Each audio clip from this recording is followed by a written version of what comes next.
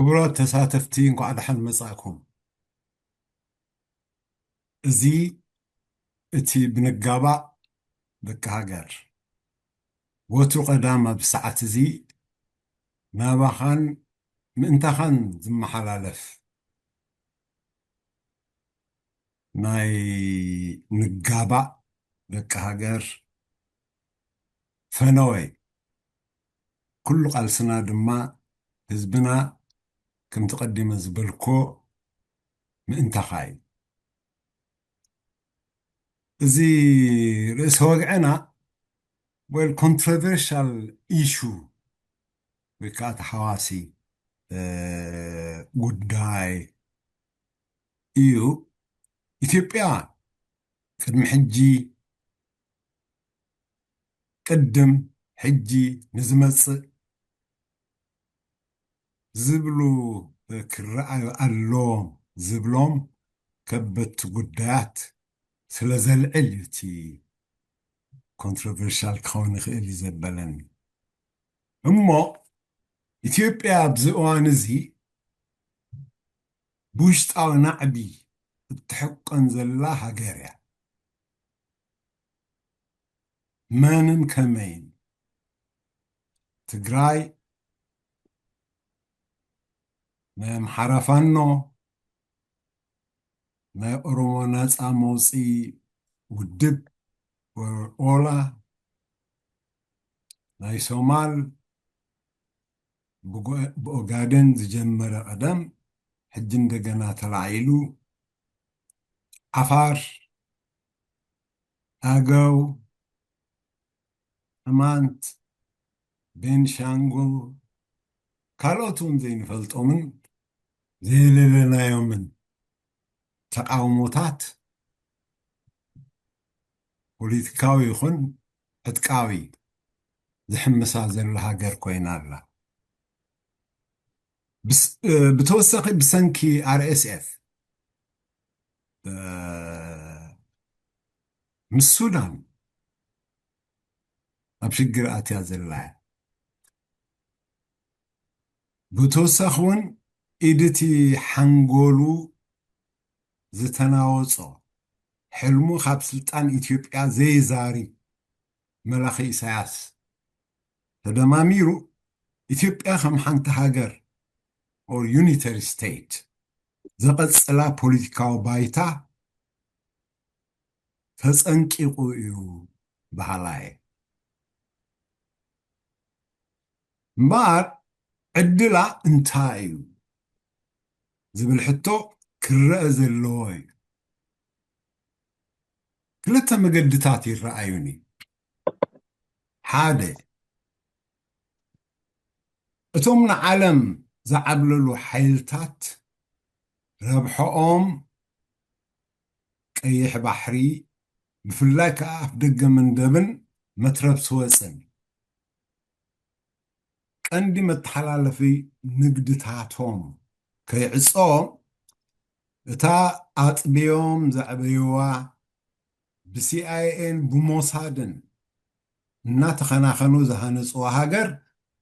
ከይትጠፍኦም ክከላኸሉ ዝገብርዎ ተፅዕኖታት እዩ።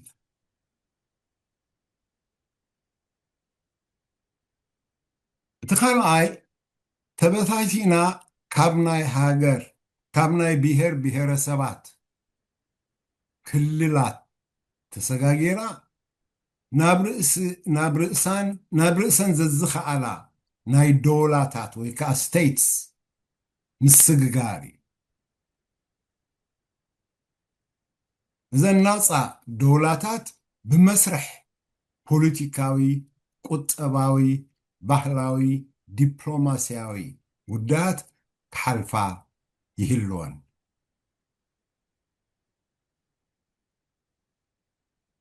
እዚ ኣቐዲሞን ኣቕሪበ ዝነበርኩ እዩ። ግን እንታይ ማለትና እዩ? ብከመይ ፖለቲካዊ፣ ቁጠባዊ፣ ባህላዊ፣ ዲፕሎማስያዊ ጉዳያት ክሓልፋ ኣለዎን ክንብል እንከለና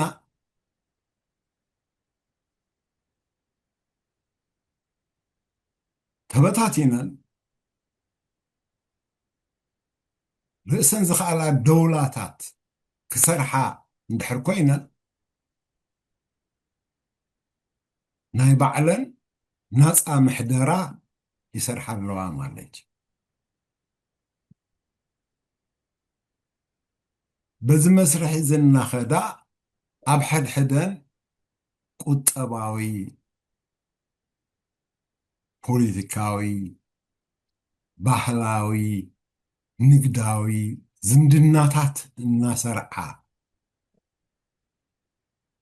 ኣብዚ ዓብያሉ ቮለንተሪሊ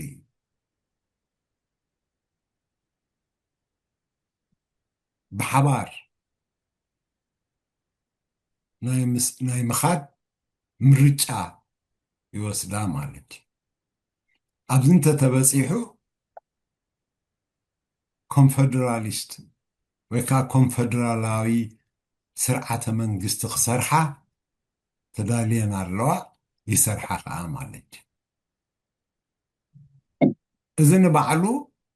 ካሊእ መስርሕ ዝኽተል ንሱ ከዓ እቲ ህዝብታት ብንግዲ ክራኸብ ብባህሊ ክራኸብ بدوب كيت حصره زدليو نجارات كعبي كخيل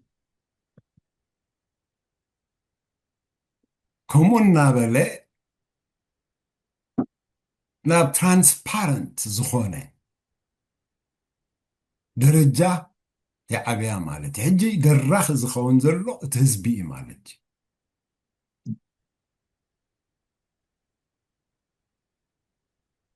ستيل دوباتنا اللون ناس أدولاتاتين كتابة النصايو بوليتيكا محدر النصايو everything كوينو أب confederation نهالوا اتنزق السل كعبز قبقو بتزبلكم معبل الناتات الناخدة اتدوبات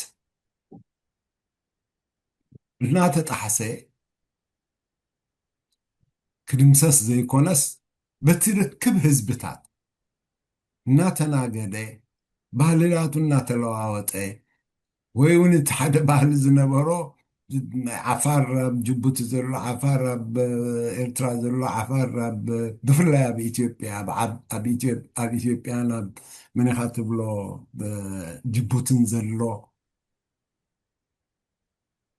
ኖየር ኣብ ቤንሻንጉል ዘሎ ምስቲ ኖየር ኣብ ደቡብ ሱዳን ዘሎ እዚ anyways النعبي خيدو ناب بدليتن اندجنا ناب حدا فدرالاو سرعات كعبي خيل مالك ازي اتمرج انا حزب خوينو كاب تحتنا بالعلي زسرحي دليت نايت حزبي حزبتات زمالي زخون مالتي بزي درجازي اب فدراليست ستيت كبس حن دحر كوينن انتي فدرالايت منغستي إثيوبيا خسر حي خيلا مالتي زي ادخال اي مسرح كختل زكال مالتي هابزي درجة معبل النازيو نابولنتاو كونفرنساو درجة محدراز بسحا زي كونفدريشن نابزل على درجة معبيلو بزي هاتاتان انت اران هنتويات اليت ناب فدرالاو سرعة محدرا ناي حانت هاجر كبصحا زخيلا إذا مسرح زي ني إثيوبيا طرح زي كونه نخبابي هاجرات كرنا أفريقيا زلعال تجبراوي استراتيجية علامة يخون زي كايد زلو منقص هوحات سممع بريتوريا فريسوي وباسانجو نبيافرا تمكرؤو قبل علينا كتكبر ناي أبي أمخار خوينو يسرح سلزلو أمريكان كاو بزتفلي كاو بزي تفلي تختل سلزلا وباسانجون أمباسادر أمريكان تراخيبهم لعنا زربح مفتحي سلزيمسو مساعتهم من رخاب أقواري صنع أبزبلو لؤواني زغلو بتصمدل أبزي إساس نيرتران أب كونفدريشن زأتو بوليتيكاو سرح ديو زسرح زلو زبل حتو كان العل قدني خام وانتلنا انتاي نعو انتاي نعو ختقبر زخيل تطح بايتا سلازن صفي زبل حتو كنسعد قدني خام حاده أبوش تهاجر مس حزبو سلام بمسفان مس كبابيو بفلايكا مستا كابا كنسل زيد اللي إثيوبيا سلام كسرح يقبع كلته إذا ما لدما كم كلته ناسان زي قوانسان هاجرات كوينن مئنتي كبقسان كسرحان دواتن بحقاو مقدي بنتصور محنصاصن متقبارني ህዝብኻ ብትምህርቲ ብቁጠባ ብባህሊ ምምዕባል ተወዳዳሪ ህዝቢ ምህናፅን ምዕባይን እዩ ራብዓይ መሰል ውልቀ ዜጋን ጉጅለን ኣኽቢርካ ምሕላው እዩ ሓምሻይ እቲ መሰሉ ዝተሓለወ ዜጋ ኣብ ፖለቲካዊ ምሕደራ ሃገሩ ንጡፍ ተሳትፎ ክገብር ምሕያሉ ማለት እዩ سياسة ملكي علامو خالق سلزخوني حزب إرترا بكل مداياته عفينو بمحيار نظام أبلع لزستت أو سنة بتاعت كتكبر زي الرئن زي دل علامو خسع زي تكبر كا ناي حزب إرترا سأنت مرتي مسغاي دخنت بموتن سدتن من إسيات مبراس ፍጹም ዝስምዖን ዘሕሞን ጉዳይ ኣይኮነን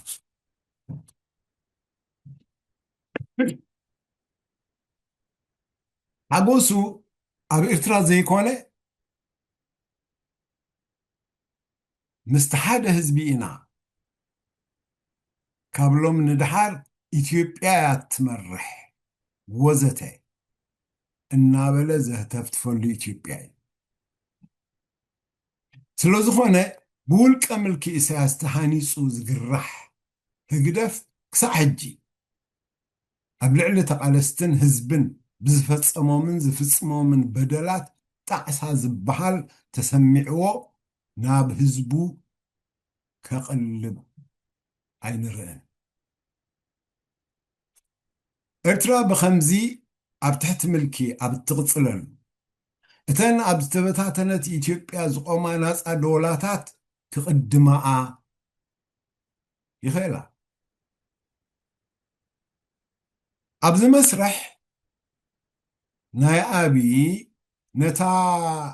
ባሕሪ እትውንን ናይ 3,000 ዓመታት ሃገር እናተባህለ ዝዝመረላ ኢትዮጵያ መደብ ዕዩኡ ፍሹል እዩ እቲ ምኽንያት ንሱ ቅድሚ ምንጋሱ ኢትዮጵያ ብምምቕቓላ ነተን ናይ ባሕሪ ሕቶ እናልዓላ ብተናፀል ክዋግኣ ዘይክእላ ምዃነን ክኸውን እንከሎ እዩ ካልእ መፍትሒ ሽግራተን ብምንዳይ ብኻሊእ ወገናት ክዋስኣ ስለ ዝኽእላ ድማ እዩ ኦሮሞ ካብቲ ዝተረፉ ሕብረተሰባት ወይ ክልላት ካብቲ ምስ ዝተረፉ ሕብረተሰባት ወይ ክልላት ዘየኺዶም ስጉምቲ እናወሰዱኦም ዝኸዱ ዘለዉ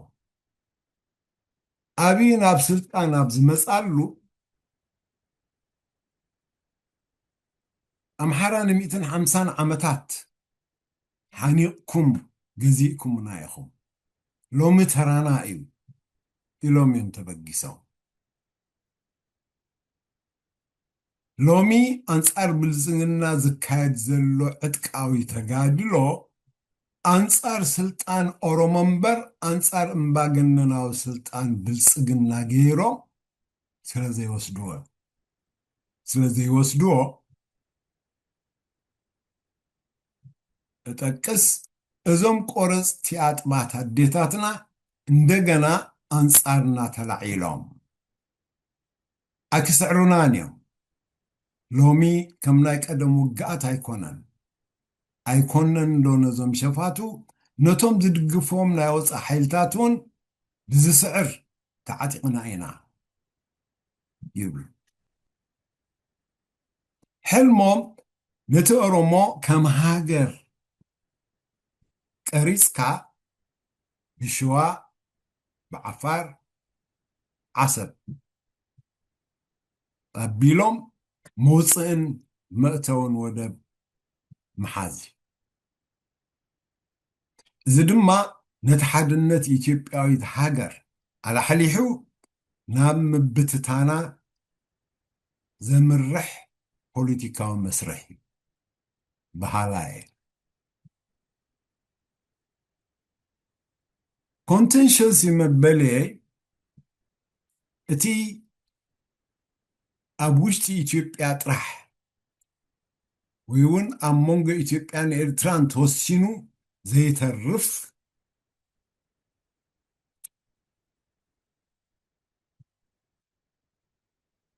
ካልእ ከይረሓቕና መዳውብቲ ኢትዮጵያ ዝኾነ ሃገራት እንተወሰድና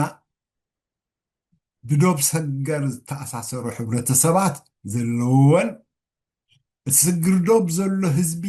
በቶም ኣብ ውሽጢ ዶብ ዝርከቡ ህዝብታት ብቐጥታ እናተፀልወ ዘሳትፍ ጉዳይ ስለ ዝኾነ እዩ ኣብኡን ጠጠው ዝብል ኣይኮነን ንምሳሌ ናይ ኤርትራ ዓፋር ንናይ ኤርትራን ጅቡትን ዓፋር ይፀሉን የነቃንቅን ሶሪ ናይ ኢትዮጵያ ዓፋር ንናይ ኤርትራን ጅቡትን ዓፋር ይፀሉን የነቃንቅን ናይ ኦጋዴን ሶማል ብዓንዳ ርእሱ ሃገረ ሶማል ናይ ኑዌር ኣብ ቤንሻንጉል ንናይ ደቡብ ሱዳን ኑዌር ወዘተ እናበለ ዝዓመል ንሱ ጥራሕ ኣይኮነን ሮሊንግ ስኖ ኤፌክት እዩ ዘስዕብ ናብ ኪኖተን ዝተጠቕሳ እናላሓመ ዝኸይድ እዩ ብምሳሌ እንድሕር ጅቡቲ ዘሎ ዓፋር ተተንኪፉ እቲ ናይ ኦጋዴን ዘሎ ሶማል እንተደኣ ተላዒሉ ተተንኪፉ ወል ናይ ጅቡቲ ጉዳይ ንናይ ዒሳ ዝትንክፍ እዩ ምስ ሶማል ኦጋዴን ተተሓሒዙ ከምኡውን ምስ ናይ ሶማልያ ሕጂ ሶማሊላንድ ኣብ ደረጃ ሃገር ምፍላጥ እትኸይድ ዘላ ማለት እዩ ብደቡብ ናይ ሶማል እንተሪኢና ወል ብዓብኡ ንሶማል ቀፂሉ ኣብቲ ሰሜናዊ ምብራቅ ኬንያ ሶማል ዘሎ ንዕኡ ይትንክፍ ማለት እዩ ብእቢሉ ከዓ ይቕፅል ዜርና ናብ ቤንሻንጉል እንድሕር ከድና ወል ኑዌር ዲንካ ዝበሃሉ ዓሌታት ዘለውዎ እዩ ውጭ ቀደም ብግዜ ኣምሓራዊት ኢትዮጵያ ሻንቅላ ተባሂሎም ዝፅውዑን ዝግዝኡን ዝነበሩ ህዝቢ እዮም ሕጂ ንሳቶም ምስቲ ናይ ኣብ ሱዳን ዘሎ ክፋል ኑዌር የልሕም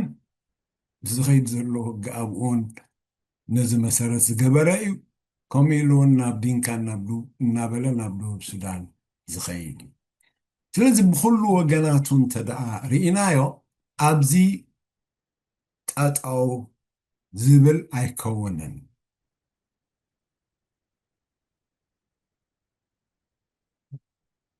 እቲ ኩነታት أبي خو قصة رزق لا يكون إساس قنعن نخلو أربحن مسرح تختل مالتك زباتي أمن واحد سلطان أبزقلقلو قدات رحيو أبوا قاعدة غازات نهاجرنا خاء زواجي الله حزبنا نأنت قداي هاجرون أب عالماوي يخون كبابي يكون النتات تساتفو أي نبرون يبلون إساساو ملكك سعزلو دما كهلو أيكونا أما في السامي نابر إسوغ أنا قملس أما بتتان إتاناي سلستشح عمتات هاجر ناتواهلي زتزمر الله إثيوبيا جناون زمر الله ناب تحت ملكي التساقي إرترا بخمي كسأل واعيو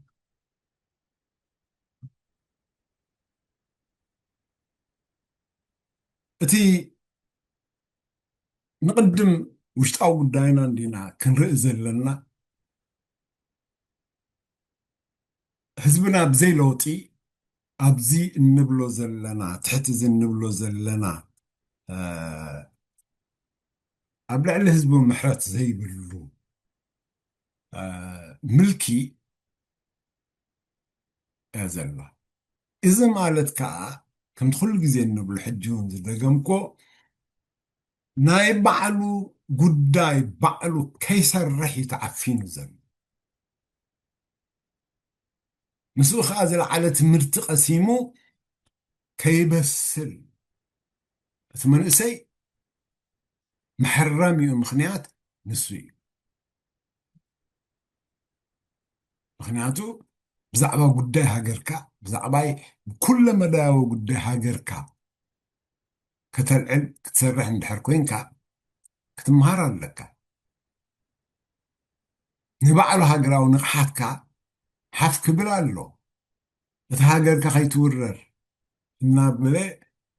أبنفس وكفو زتطقو هاجراو نقحات هايكونا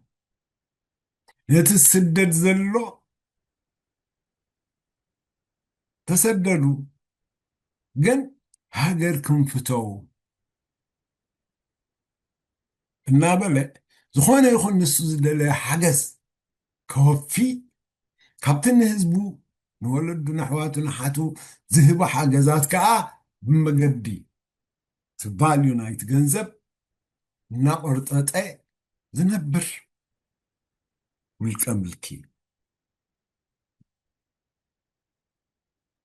أبزو خنا تاتزي إنحلنا تنا إثيوبيا بجمجامي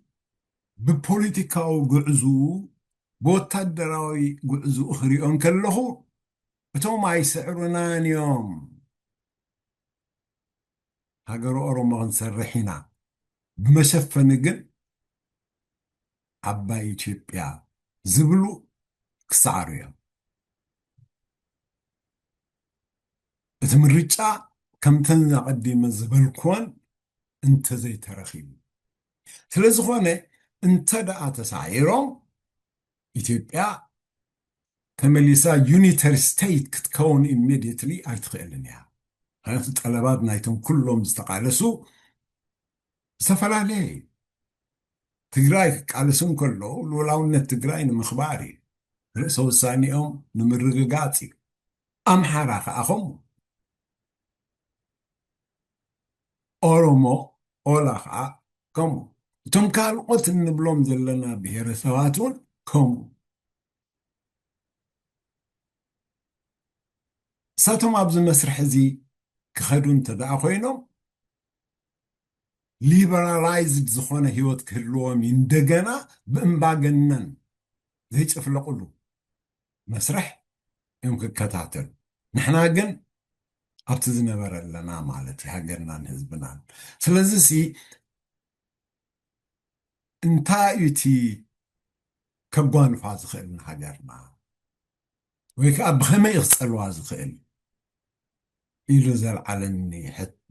حتو تجزا ككتعلو خيل حكم كات عن كلنا نو هيتفرسني يا زبل بتبعت كنبلو هنكئل على تزبلنا مخنيات انتايو مخناتو you can prove me wrong ناتي كم تزبلكو جمجماي بتمسرح قدم انتاي نيرو حجم انتاي له ما بيقص خيز خيدي مس كاب زبل اتي مدام دنتاي بزحو زلخو unless لو حيلتات كمتي كتسرت انكلات حيزو من ناطبو يزعبيوا كبيت تسعنو بمقبار كلوت وانت زي كيلوم نسخان زهم كلهم بفناج الزلو حيلتات والتدرات أعطيهم كوابو ما يكلون يوم and سقاني تمسيهم كأ سقنا تمسيهم كأ امباقنا زعندرلو كقبول يكون سلازنا بتي تعنيتو وناوي زخيد زلو زبلو خا مسنيتا بزن مخنياتات كابت زقربكم بزتفلي ونخون ويكا بأي نوع or the form تقرب أقداسي خون مالتي سلازي تقزا نخطأ كنت كل جزية خفيت له لو نحفلنا بلنا نزارب نكاتا يغني الليك صحج صنيلكم سخطات الكومني كبرخ أسمعني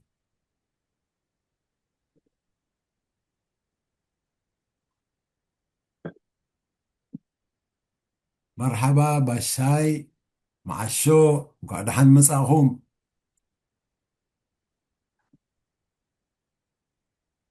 مرحبا كلكم دحان تقونوا دحانينا دحان مع الشو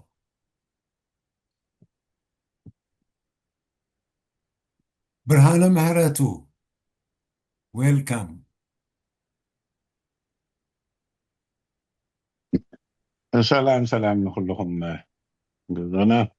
برهاني إدى السنة دي رأخي إمبري تختولت أنا حكا أبو قلي نجرات كتكست خوي نسي كل وقت قلت صوت أنا حكا متأثرة تاب إثيوبيا دخيل دلو نقوجي جالا تاب إثيوبيا دخيل دلو كبابينا دخيل دلو كل تي أب كبابينا دخيل دلو ولا توقنا إيران إسرائيل مس ليبانون مس قلي كله اللو بانا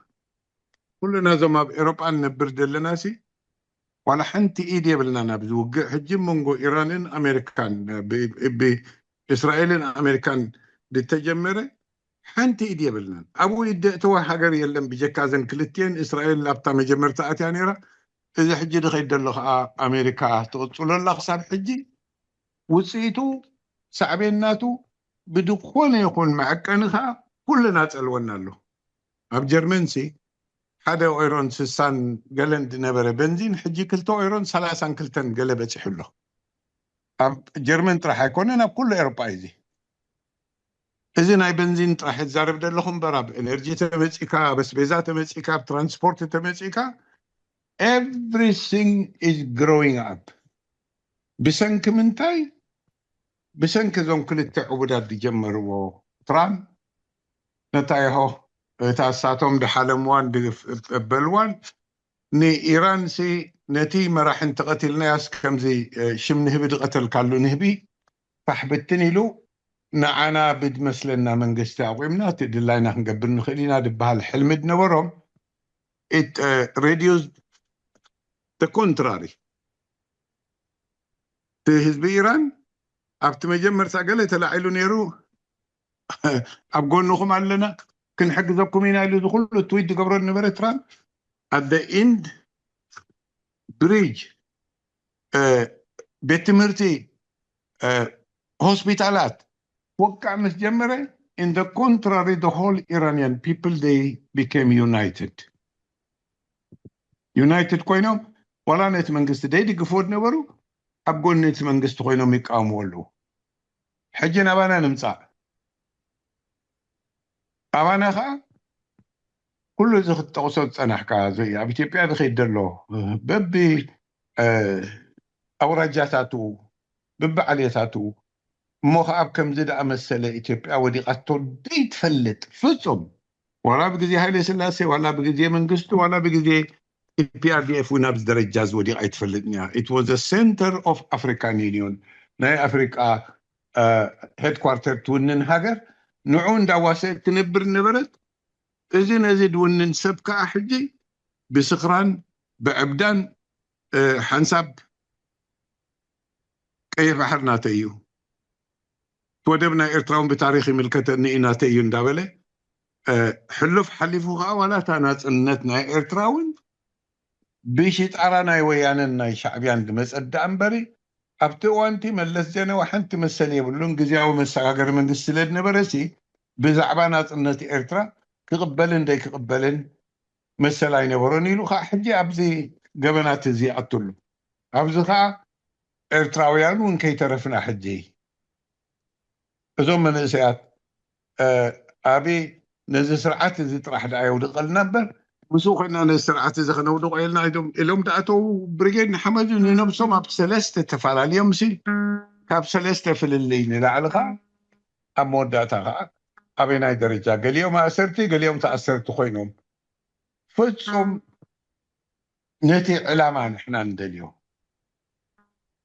بتي سرعات زي من الباش أب بزح بوتاتات سديدي يعني لنكنا حدا غازيتانيا انجليزاوي مسبيتو اتيوسي كابسمرا مثل نيتا غيروم بماكينه غيروم نباصا سدي دمو نباصا كاب وشتي جميرو كله تدعانون دمش مشن غزاوت نراي how is it possible كم يغير ود سبسب كم زخنبر خيل 35 عمت نصعد نبرت هاجرسي حساب زعلت زي بخمزة أمثل عنوات ما يديبلو ما يطريق صوت يديكولو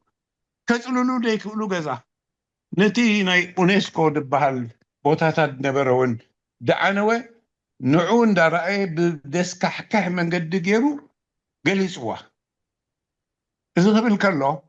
برديت ناتي اتهز بإرترا بوشت دلو ديريو يكونن ديفلت يكونن بعيني ريو بقبري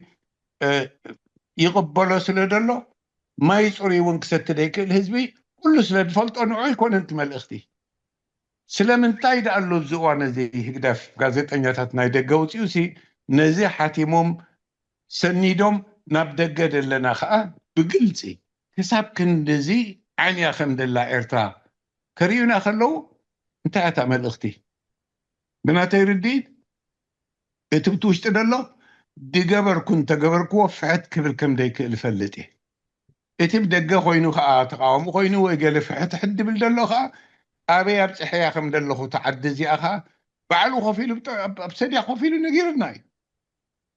حنت خمدي بالله زهجر السوق كل ذيك وانا بتوم وسأتنيات هتجازتنيات هتجيرو خا اتمل اختنا عناي نحنا أخا خابزتين المهر خابزة ماهرنا نحنا إذا أبدأ قدلنا إذا ممكن الزارب نخيل إذا ناس النات النونن كا أكندي بحاجة خوينا بحنت ملحس قال أنت ترفز كله أبدأ قد باسا بس دلو سدتنيا إرتراوي أنا بليبيا دي ود قدلو قفعي أب تفعل عليه بوتاتات أب سودان بسنك توقع كاب سودان وجيونا بقال أنت خدون كابود قد نابران تدي كوينو ده حاشا نقر يقولون نزو كله زقن بشم دنبا تقاومو والدبات يكونوا من تسقاسات كله زي بحانت ملحس وكيلو نزي سبنا بزي كم زي قد له سبنا بزي تفع الليلو نتبدا قد له خزاره له خل نيرو تبوش تدلو اتقد ما حجي باب بحر دمتون اريتراوي كونن افريقاوي يعني يودت اما قوم كساب حجي ريسو ما بعد طليانا كابز خن احنا انتاينا دامو كن مهر نخيل ولا زين قبره دلنا حجي اخي بابزي نزارب علينا بزعبا إرترا نزارب علينا بكبابينا دلو نزارب علينا كله تدت قبره بقبردن نعو كنك أومو نخللو درجة كنقبر بقعنا دون تلكمني هاي بقعنا والدبات هاي بقعون من كسقاسات تأهبنا ون زربات قدفنا يبلنا بزعبا كله نزارب علينا ኣብ ግብሪ ግን ብጀካ ተኣኪብና ምዝራብ እንተደይ ኮይኑ ክሳብ ሕጀሲ እንታይ ኢና ሞት ህዝብና ክሪኦ ድኽእል ክጭብጦ ድኽእል ካልእ እንተተረፈስ እዞም ደቅና ብደገ ደለዉ እውን ወፃዕና ሪኦም ስብሓደ ኮይኖም ብዛዕባና ዝዛረቡ ኣለዉ ክብሉና ከለውን እዚኦም ዳ በቲ እቲ ስርዓት 30 ገለን ዓመት ድሃነፆ እዚኦም ንነብሶም ኣይኮኑ ንሃገር ኣይኮኑ ኣብኡ ኮይኖም ደይተሰማምዑ ሳብ ዝተኣትዮም ዳ ኣስፋሕ ንጎሶማል እዮም ገብሩ ዓድኹም ድብሎም ነበረ እዚ ነሪኦም ኣለና ንሕና ከዓ እዚ መልእኽቲ እዚ ደሕልፈሎም ደሎ ሓንቲ ነገር ብኩላ ተቋፃፂርዋ ኣብቲ ዓዲ ኢንተርኔት ደይብላ ሃገር ኣብ ዓለም ተልያ እታ 1% ኢንተርኔት ዝረኣየላ ሃገር ኤርትራ ጥራሕ ካልእ ሃገር ኣይንረክብኒ ኢና በዓል ሶማል ተኸድካሲ እቲ ገመል ድሕሉ በጊዕ ድሕሉ ኢንተርኔት ደይብሉ ሞባይል ቴሌፎን ደይብሉ ሶማል የለን ኣባና ግን ደው ኢልካ ምስ ቤተሰብካ እውን ክትዛረብ ኣይትኽእልኒ ኢኻ እዚ ኩሉ እዚ እንዳረኣናሲ ንሕና እዞም ናፅነት ንውንን ክንዛረብ ንኽእል እንታይ ኢና ንፅበ ዘለና ክሳብታ መወዳእታ መንእሰያትና ብስደት ተወዲኡ እቲ ውሽጢ ደሎ ድስተ ማይ ፅሩይ ደይብሉ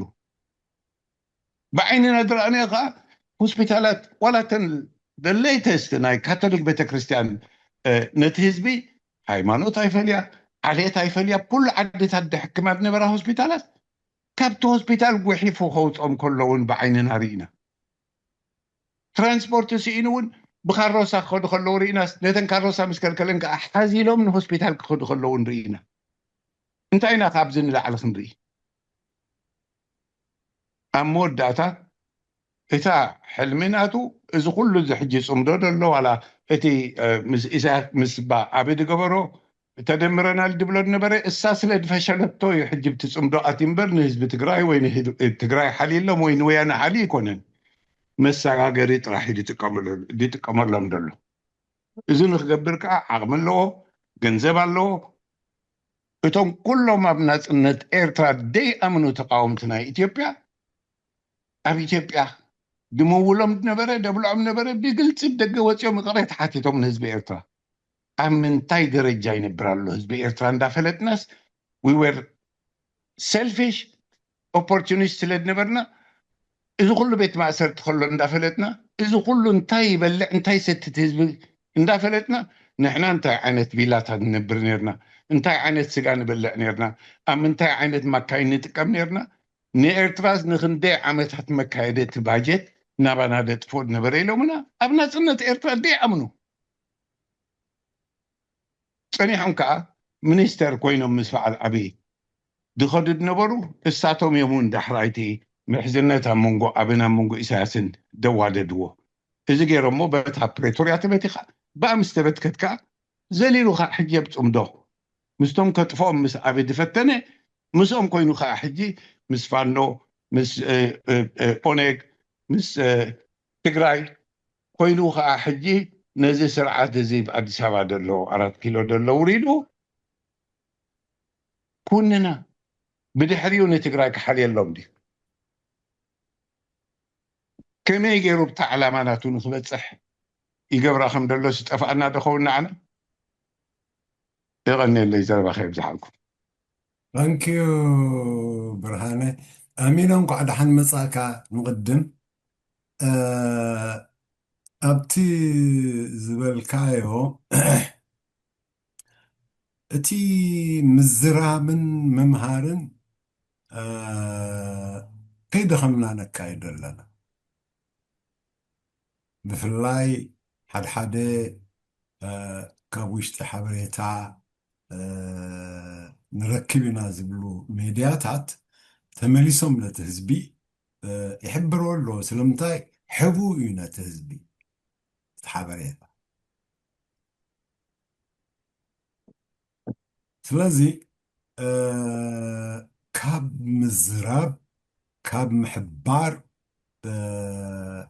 ዓዲ ውዒልና ይንፈልጥን እቲ ዘይገበርናዮ እንታይ እዩ ብተግባር ንህዝብና እንሰርሓሉ ኣወዳድባ ክንረጋገፅ ስለዘይከኣልና ጥራሕ እዩ نتنبلوس ناب تكبار كنلوطو سلازي كالناي نزخاء نتهزلو انكفاتات كنوطو سلازي كالناي عقمنا دخوم سلازلوي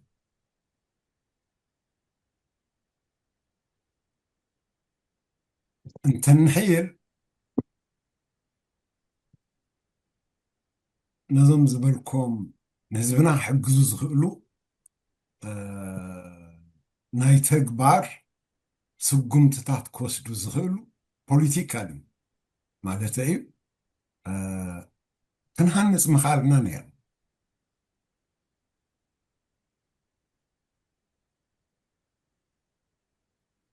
ንህዝቢ ወኪልና ክንረኣየሉ ብዘኽእል መገዲ ክንቀርብ ምኻልና ነይሩ እዞም ኩሎም ተጋደልቲ ዝነበሩ ብፍላይ ናይ ህዝባዊ ግንባር ተጋደልቲ ኣባላት መሪሕነት ኣብ ዩኤን ኣፍልጦ ዘለዎም ኣብ ኣሜሪካ ኣፍልጦ ዘለዎም እዚ ኣብ ምህናፅ ዓብይ ተራ ክፃወቱ ነይሮም ይህልዎም ምብላኒ ኣብ ክንድኡ ብትሪ ነቲ ጉጅለ ከም ጉጅለ ምልኪ ዝሪኦ ኮይኑ ኣይስምዓንን ኩሉ ንሓደ ሰብ ኣሰኪሙ እሞ ንሱ ብምልጋሱ ከዓ ኩሉ ነገር ክዕረ ከም ዝኽእል ገይሮም ይቐርቡ ምህላዎም ኣሰካፊ ኮይኑ ይረኣየኒ ስለዚ ወላ እውን ካብቲ ተቃውሞ ውድባት ወል ዝንዝን ኣፅኒዕና ዝንዝን ኣብዝናብዝን በፂሕና ስለዝኾነ እቲ መዋፅኦ በዝን ክንቃለስ እዩ ኢሎም ክመርሕዎ እሞ ህዝቢ ክስዕቦም ዝተላዕሉ የለዎም በብውልቀ ከምቲ ኩሉ ግዜ ንሪኦን እንሰምዖን ጥራሕ ይኸውን ማለት እዩ እዚ ኩሉ ተደማሚሩ ግን እቲ ናይ ተቃውሞ ደንበ ድኽመት እዩ ዘርእየና እትብሎ ኩሉ ብክትወስደሉ ዘኽእለካ ስጉምቲ እንድሕር ዘይተወዲቡ ዘረባ ጥራሕ ኮይኑ እዩ ዝተርኢ ምስ ህዝብኻ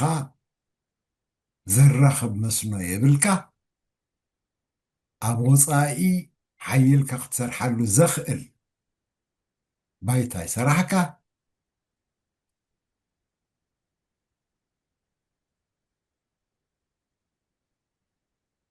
ኣብ ዘንጠልጠለ ኩንነት ኢኻ እትህሉ ማለት እዩ ስለዚ እንታይ ክብል ኢለ እቲ ምዝራብ ምሕባር ምምሃር ከላዓዕሎ ይኽእል እዩ እንብሎቶም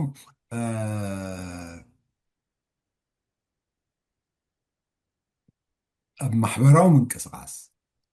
ኣብ ኣድቮካሲ ምእንቲ ህዝብና እናተጣበቕና እቲ ክንገብሮ ዝግባአና እንገብር እንብል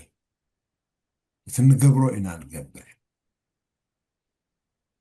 ኣብቲ ውዱብ ኣገባብ ቃልሲ ክመፅእ እንከሎ እተን ተወዲበን ፖለቲካ ውድባትን ሰልፍታትን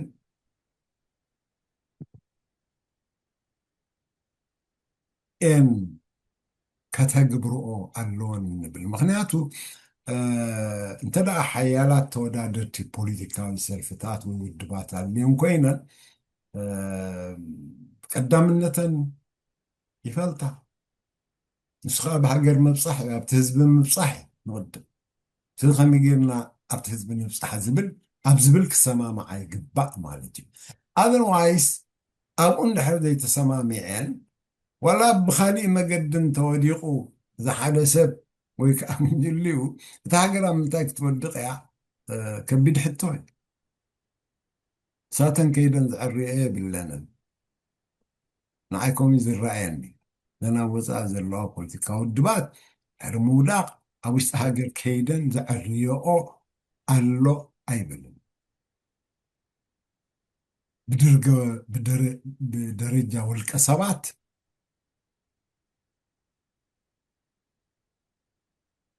كنتو يكال أبت هاجر تتقلبو جن زفكد انت خويني يونتي شعز متص أوش تزتودد حيلي زفكد انت خويني نمويان تكنيكا كألتن لاي مهورات أكوموديت كبر زخيل بايتا كفتر مزخيل انت خم بوليتيكا ودبات قلت رأيو بإثيوبيا نتن زلوا تقاوموتات إن عنببا إن عبيا خدان كلوا أب كندي ببوليتيكا وقداي مفتحي أنا ديو تهاجر كتقصل كم زلوا أزقبر نافكره كندم سسكمينا نابل الزخيل بأنصارو وتحيلتات نات أنكرن النابزحن الخيد زلوا جنساتهم أوش تهاجرون كوينهم يمزوا زلوا نحنا بسدت كوينا هنا نواقع زلنا كم تزبل كاد ما أبي إثيوبيا زعاتفو كاب إثيوبيا تبقيسنا نسرعة زخن كيرو إنا زبلو لا إثيوبيا مدبعيو كاب متروقام حليفو كالي ألو عيبلني مخناتو مس حلمي أبي بحفيشو خاء إثيوبيا إرتران معمتار دوت بودت راح زي كونه مريتا بحران أبز فكر له زلقون انتاي نختتجبر إخا بما تكلكوا تقاوم زقباك أيكونن له بأكل كيتكا مسؤول تواجي إخا نهجر نهزبي قوم نجر كتسرح له مالك سلزخونة مماراي ترفنان توم أبكم زي درجان نقالس زلنا مالك اتتجبروا سقوم تقع بتوم محجز مرحز نبرو حجون بوليتيكا ودبات سريحهم ذكالة سوزرلو نهاجر من محدار هاجراو بروغرامات زدالو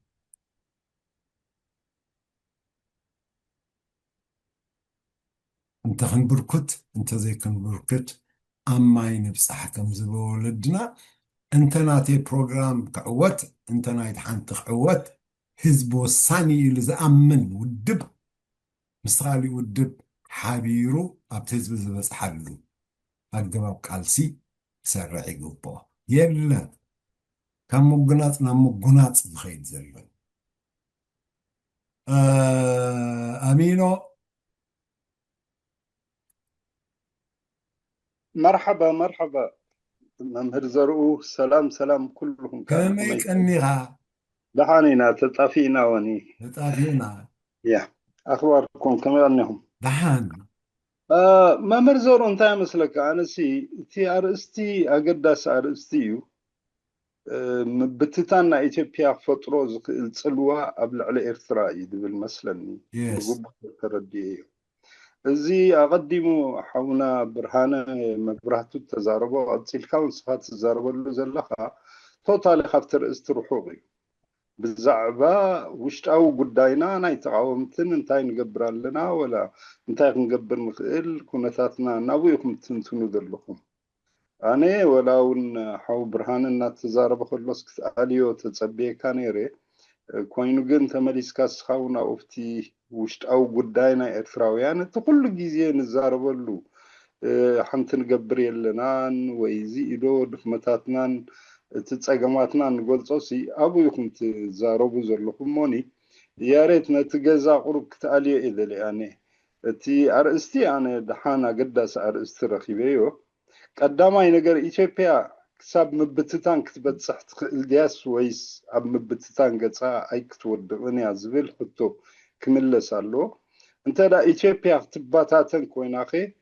ንኤርትራ ብኸመይ ክፀልዎ ይኽእል ዝብል ከዓነ ሕቶ ክመፅእ እዩ ኣብኡ ክንዘራረብ ንኽእል ስለዚ ካብቲ ርእስቲ ትወፁ ስለ ዘለኹም ብዝያዳ ነዚኣ ክትሓሳስበካ ኢለ እሞ ኣብኣ ተተዘራረብና ይሓይሽ መምህር ዘሩ Thank you, Amino. ኣነሲ ኢዱ ሓፍ ዘበለ ስለ ዘየሎ ክምልሰሉ ኢለ ብርሃነ ስኻ እንታይ እዩ ክልቲኡ ኣብ ትሕቲ እታ ርእስቲ ኣብ ትሕቲ ምልኪ እናሃለወት ሃገርና እዩ ዝብል ብኸመይ ክፀልዋ እዩ ስለዚ ነታ ምልኪ ዘላ ሃገር ኣልዒሉ ጥራሕ ስለ ዘቕረበ እሞ ክንምህሮ ዘይከኣልና ስለምንታይ ስለ ዝበለ ምምሃርና መዓዝ ተጠዊሉ ብተደጋጋሚ ንምሕር ኣለና ክብል ኣቕሪበዮ እሞተን ዝብልካያን ነጥብታት ፅቡቓት እየን በአን ርእይቶ ክትህብ ተኽኢልካ ፅቡቕ ነይሩ ብለካ ግን እቲ ምእላይካ ፅቡቕ ኣለኻ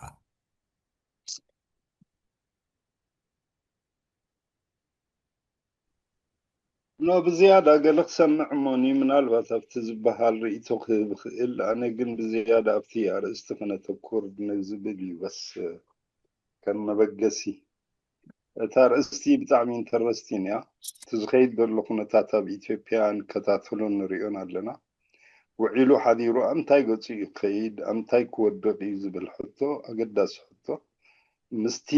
ምብትታን ናይ ኢትዮጵያ ዝበሃል ወላውን ቅድሚ ሕጂ እውን ስርዓት ናይ ኣስመራ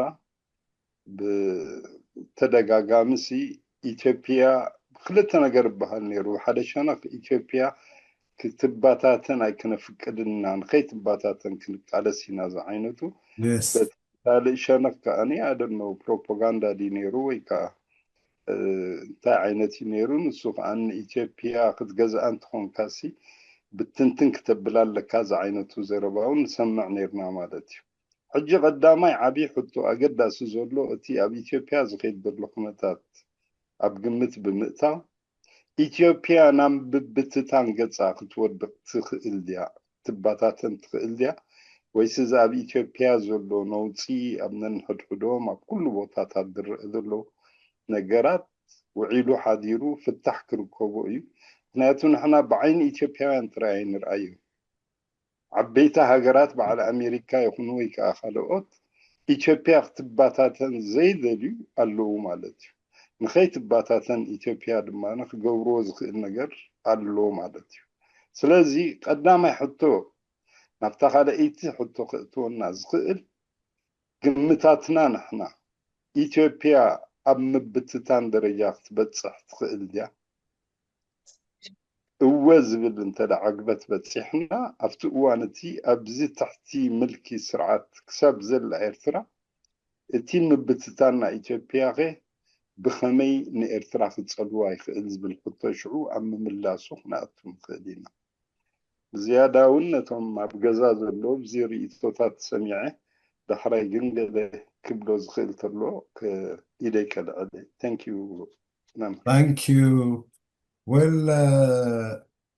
ምናልባት ኣይርከብካልና እንትኸውን እምበር ክልተ ምርጫታት ኣቕሪበ ነይረ ንሰን ከዓ እንታይ እየን ምናልባት እውን ነቶም ዶም ይኹን መፅኣኩም ብርእይቶይ ዩኒተሪ ስቴት ኦፍ ኢትዮጵያ እትቕፅለሉ ተፀንቂቑ ባህላ ኢለ እምበኣር ዕድላ እንታይ እዩ ዝብል ሕቶ ክርአ ዘለዎ እዩ ክልተ መገድታት ይረኣዩኒ ኢለ ሓደ እቶም ንዓለም ዝዓብልሉ ሓይልታት ረብሕኦም ቀይሕ ባሕሪ ብፍላይ ከዓ ኣፍ ደገ ምንደብን መትረብ ስወፅን ቀንዲ መተሓላለፊ ንግድታቶም ከይዕፀዎም እታ ጥብዮም ዘዕበይዋ ብሲኣይኤን ብሞሳድን እናተኸናኸኑ ዝሃነፅዋ ሃገር ከይትጠፍኦም ክከላኸሉ ዝገብርዎ ተፅዕኖታት እዩ ተቐዳመይቲ ነጥቢ እዚኣ ነይራ እቲ ካልኣይቲ ነጥቢ ተበታቲና ካብ ናይ ብሄር ብሄረሰባት ክልላት ተሰጋጊራ ናብ ርእሰን ዝኸኣላ ነፃ ደውላታት ወይ ከዓ ስቴትስ ምስግጋር እዩ ካብኡ ክቕፅል ኣይደልን እዚ እቲ ክልተ ምርጫ ዘለዋ ኢለ ኣቕሪበ ኣለኹ ማለት እዩ ዝናሕና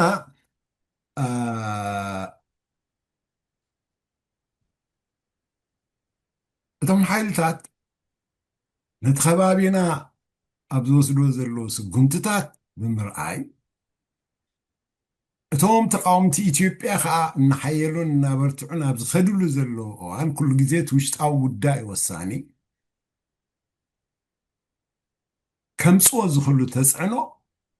ብኸመይ እዮም ኣኮሞዴት ክገብርዎ ኣብ ዝብል ሕቶ ክንዛረብ ንኽእል ማለት እዩ ምክንያቱ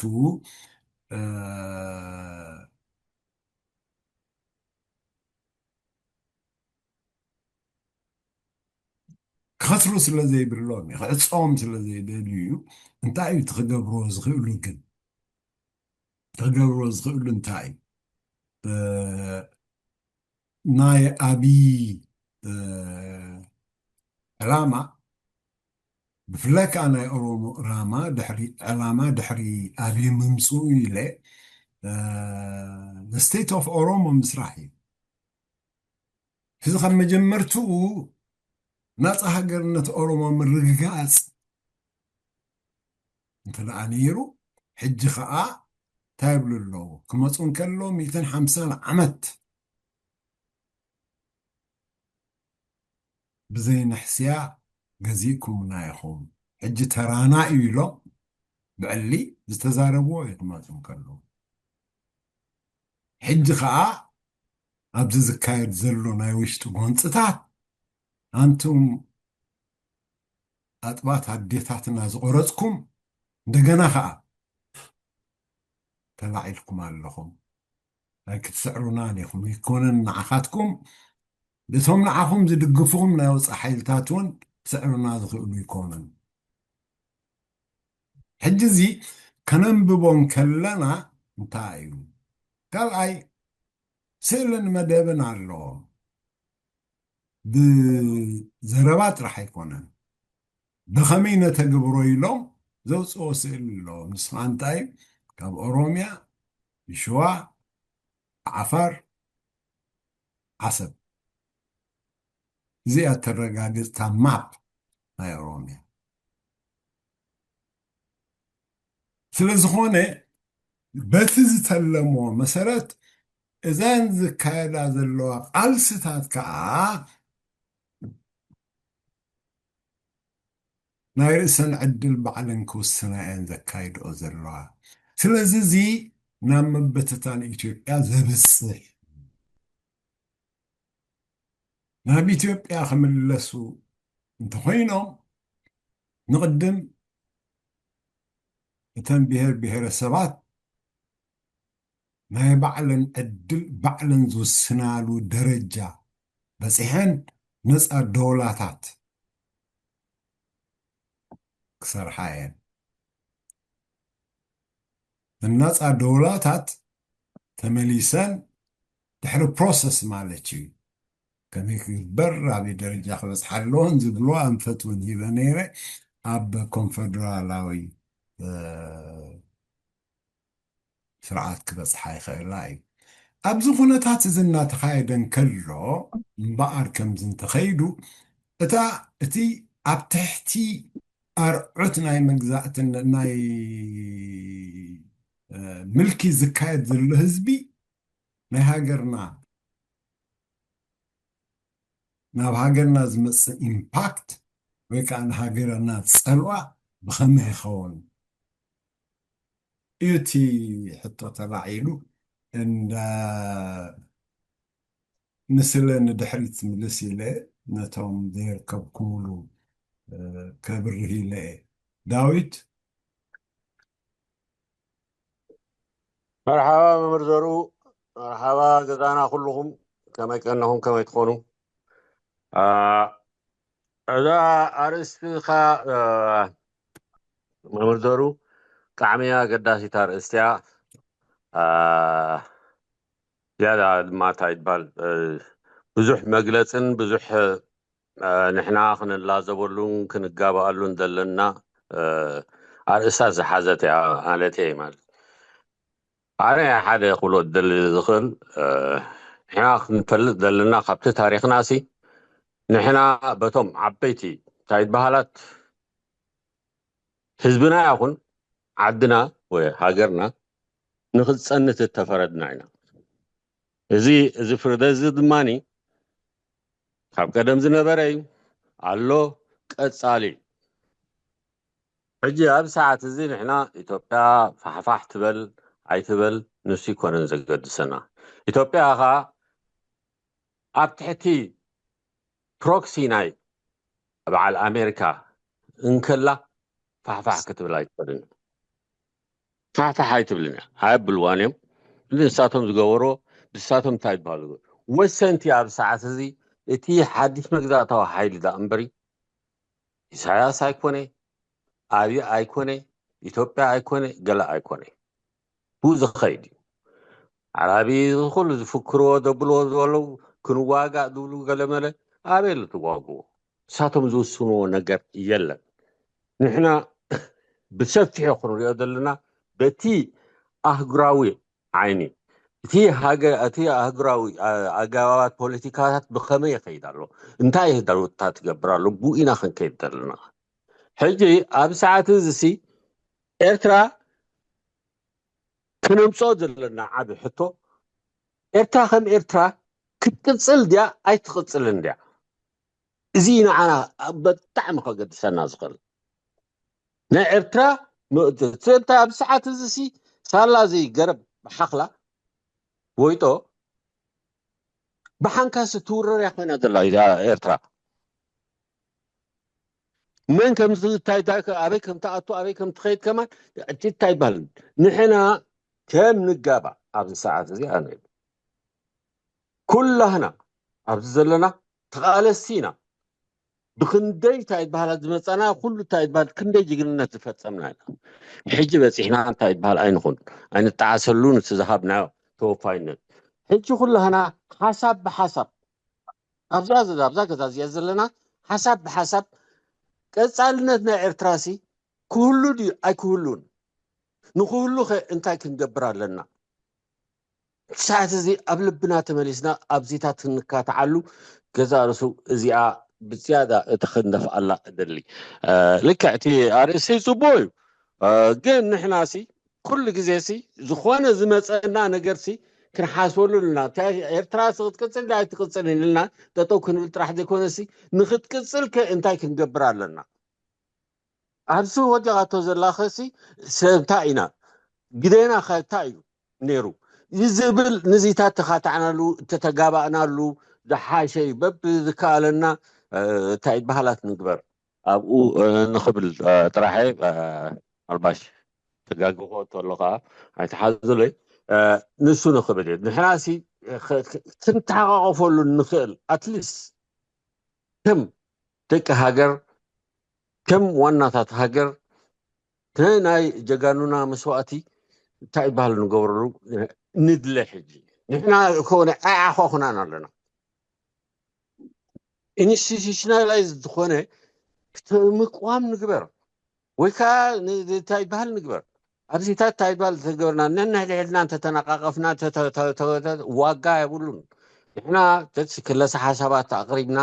ኣነ እዝን ኣነ እዝን ኢልናሲ ኣብዚ እንታይ ይበሃል ተተጋባእና ዝሓሸ እዩ ንሕና ከም ንጋባእሲ ሓንቲ ዘለሃና ዓና እቲ ባህልና ዘምሃረና إسات هالجابات شجر أبحد تايب بهالنخبقات كله تجابينا أبحد حسب من سمو أبايتنا خدنا دماني وسانتاتنا فتح منا يفتح وسانتاتنا بحسب كنا خلنا نصير سازي زيا نخبيلي تجاقوه تدارلو تحزلي غنيلك ተጋገኻን ናይ ተጋገኻን ጽቡቕ ኻይልካ እቲ ኢትዮጵያ ኣይትበታተንን እያ ወይ ክትበታተንን እያ ዝበልካዮ እቲ ቀዳማይ ምርጫ ዘቕረብኮ ኢኻ ኢልካ ማለት እዩ እቲ ቀዳማይ ምርጫ ዘቕረብኮ ከዓ እሱ እዩ በዝን ተዘይ ከይትቁልዓፅ እንተ ደኣ ስጉምቲ ወሲዶም ጥራሓ ከም ዘላ ትቕፅል ትኽእል ግን ነቲ ውሽጣዊ ቃልሲ ክቆፃፀርዎ ግን ኣይክእሉን እዮም ነቲ ውሽጣዊ ቃልሲ ክቆፃፀርዎ ኣይክእሉን እዮም ገፃሊ ዝኸውን ካብቲ ተዓጢቐዮ ኣለኹ ዝብሎ ንላዕሊ ዘዕጥቆ እንታይ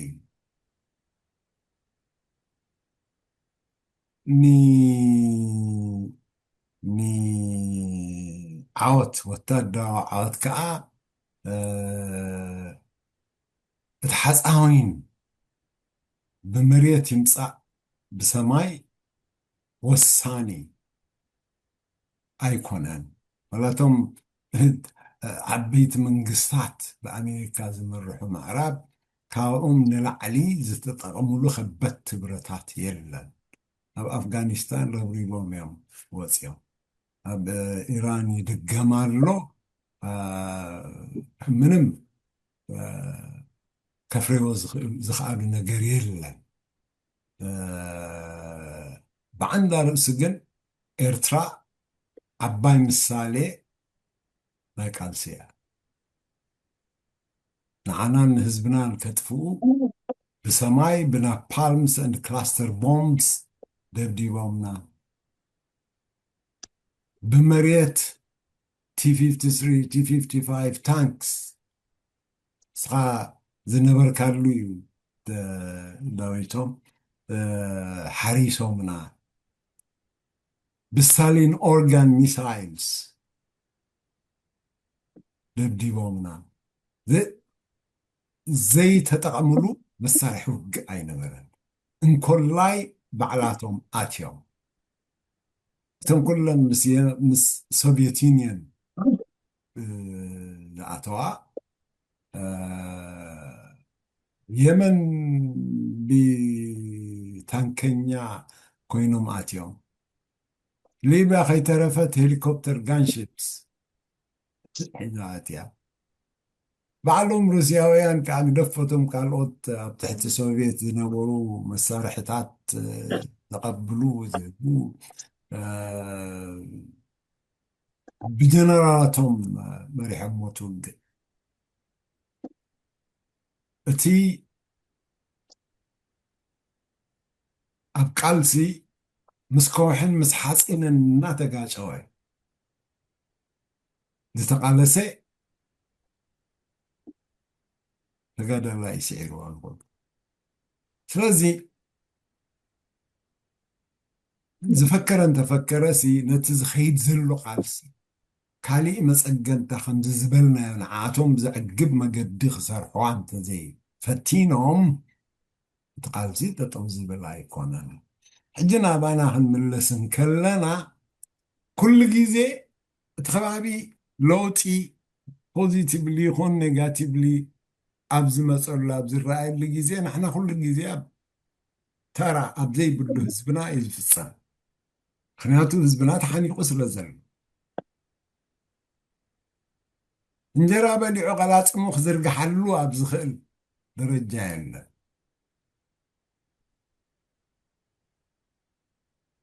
ነቲ ዝኸይድ ዘሎ ኩንነታት ናይ ደገ ሲትረፍ ናይ ውሽጡ ኣለልዩ ክማየጠሉን ስለምንታይ ከምዚ ዝኸውን ኢሉ ክልዓል ኣብ ዝኽእልሉ ደረጃ ኣይኮነን ዘሎ ኣብ ከምዚ ኩነታት እናሃልዎን ከሎ እቲ በቲኦም ምምፃእ በቲኦም ኣብ ዝበፅሐ ይብፃሕ እቲ ዝኸይድ ዘሎ ኩነታት ኢትዮጵያ ኣይሚን ኤርትራ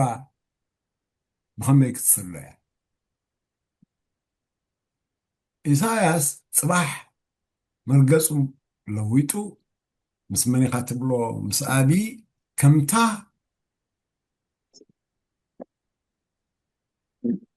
ዝኣተዋ ሓደ ህዝቢ ኢና ኢትዮጵያ እያ ትመርሕ እስኻ ኢኻ ትመርሓና ክብል እንከሎ ኢትዮጵያ እያ ትመርሓና እዩ ዝብል ዘሎ ግን ናቱ ቦታ ኣብኡ ኣቐሚጡ እዩ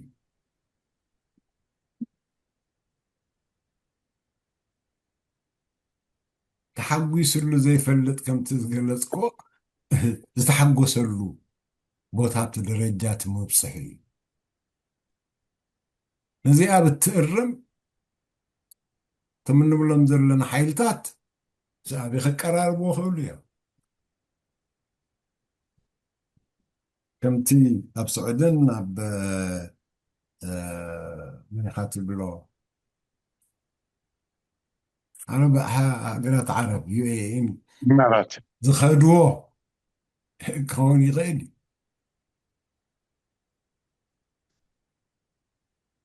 እዚ ኩሉ እቶም ኣብ ኢትዮጵያ ዝቃለሱ ዘለው እንተመብትታና እንተ ከዓ ካሊእ ፖለቲካዊ ፍታሕ ብምርካብ ከዕርፍዎ ከለው ኤርትራ ንኤርትራ ብምንታይ ፀልዋ ዘብልን ዘሎ ንሱ እዩ ብክልቲኡ ሸነኽ እናርአና ክትፅልዎ ምዃና ኢምፓክት ክገብር ምዃኑ ክንሪኦ እዩ እቲ እንብሎ ከዓ ብዝኾነ በቲ ናብ ህዝቢ ኤርትራ መብፅሖ ስለ ዘይተርፍ which is ኣብ ደገ ዘሎ ብሓፈሽኡ ኣብ ውሽጢ ዘሎ ከዓ በብመጠን ስለዚ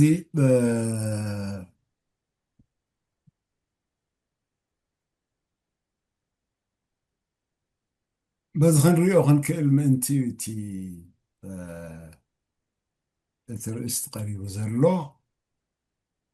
እንርኢቶና ነቕልብ ድሓር ከምቲ ዝበልኮ ከዓ እቲ ዝሓለፈ ናይ ኢትዮጵያ ህይወት ሕጂ በፂሓቶ ዘላ ውፅኢት ናይቲ ዝሓለፈ ንዝመፅእ ከ እንታይ እያ ክትመስል ካብ ዝብል ውልቀ ገምጋመይ ዝተለዓለ እዩ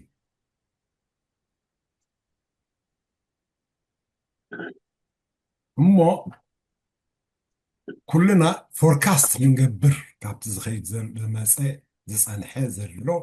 ነቲ ዝመፅእ ፎርካስት ክንገብር ኣብ ፈንፍኖት ስለ ዝበና ኣብ ክታእ ከነእትወ እቲ ርእሰ ወግዒ ስለዚ ነፍሲ ወከፍኩም ብኡ መጠን ርእቶታትኩም ሃቡ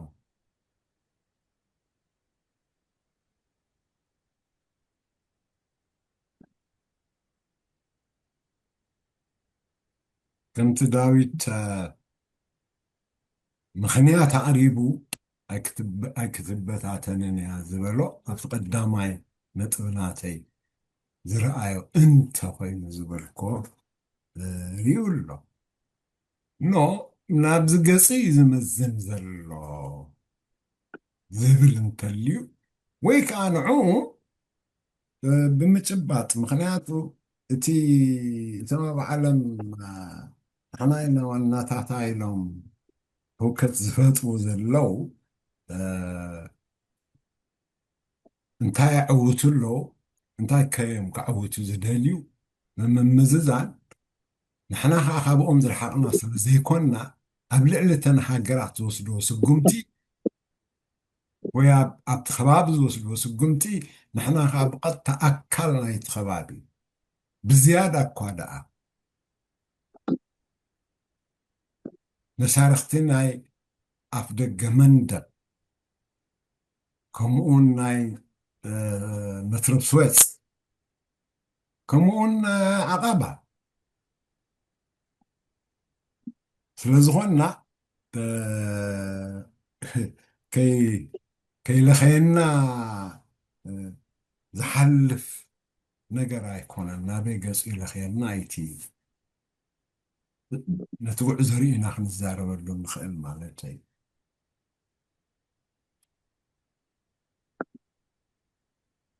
ብርሃነ ብቐዳማይ ኣብ ዝሓለፈ ቀዳም ርኢቶ ክትበላ ዝደለኹኻ ነይረ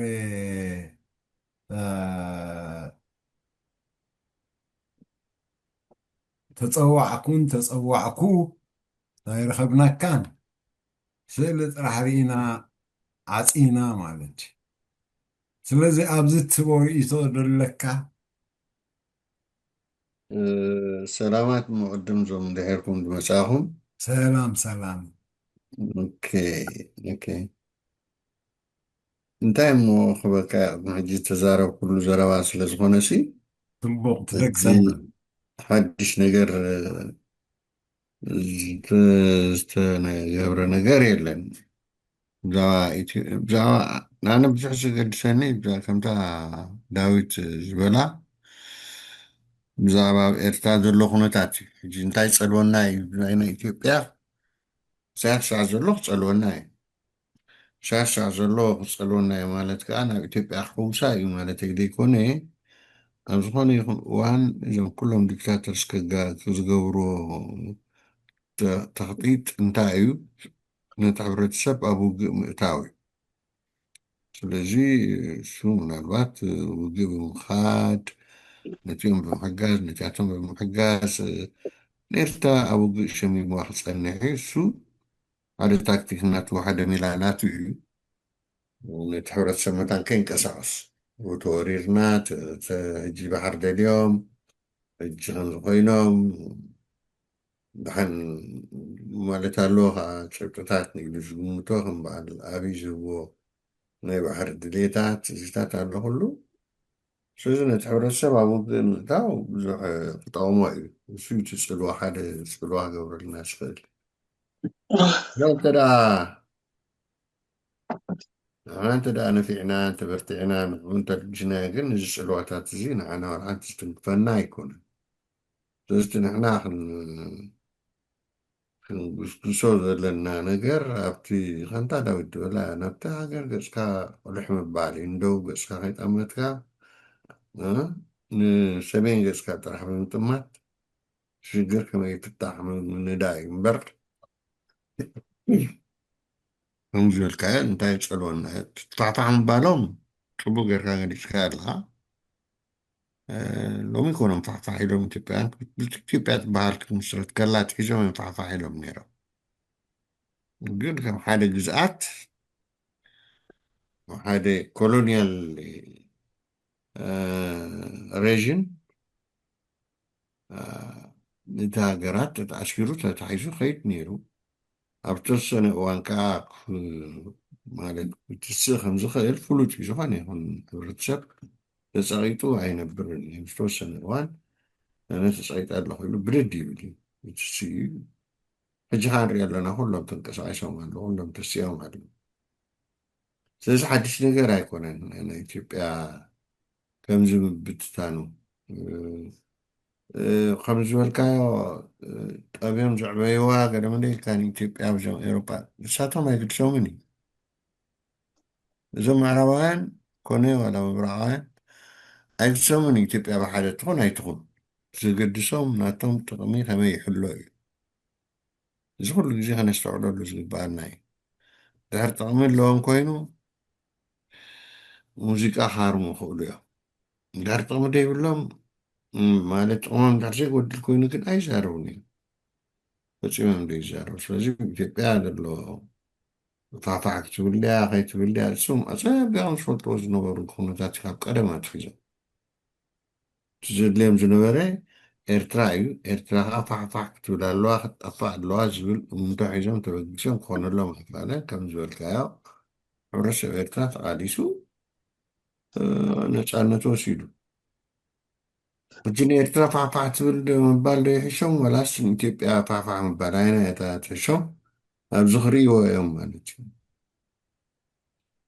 ኖ የለን ኢትዮጵያ ብቀደማ ፋሕፋሕ ዝበለት እያ ድሕሪ ሕጂ ከዓ ፋሕ ዝበለት ሃገር ኮይና እያ ክትተርፍ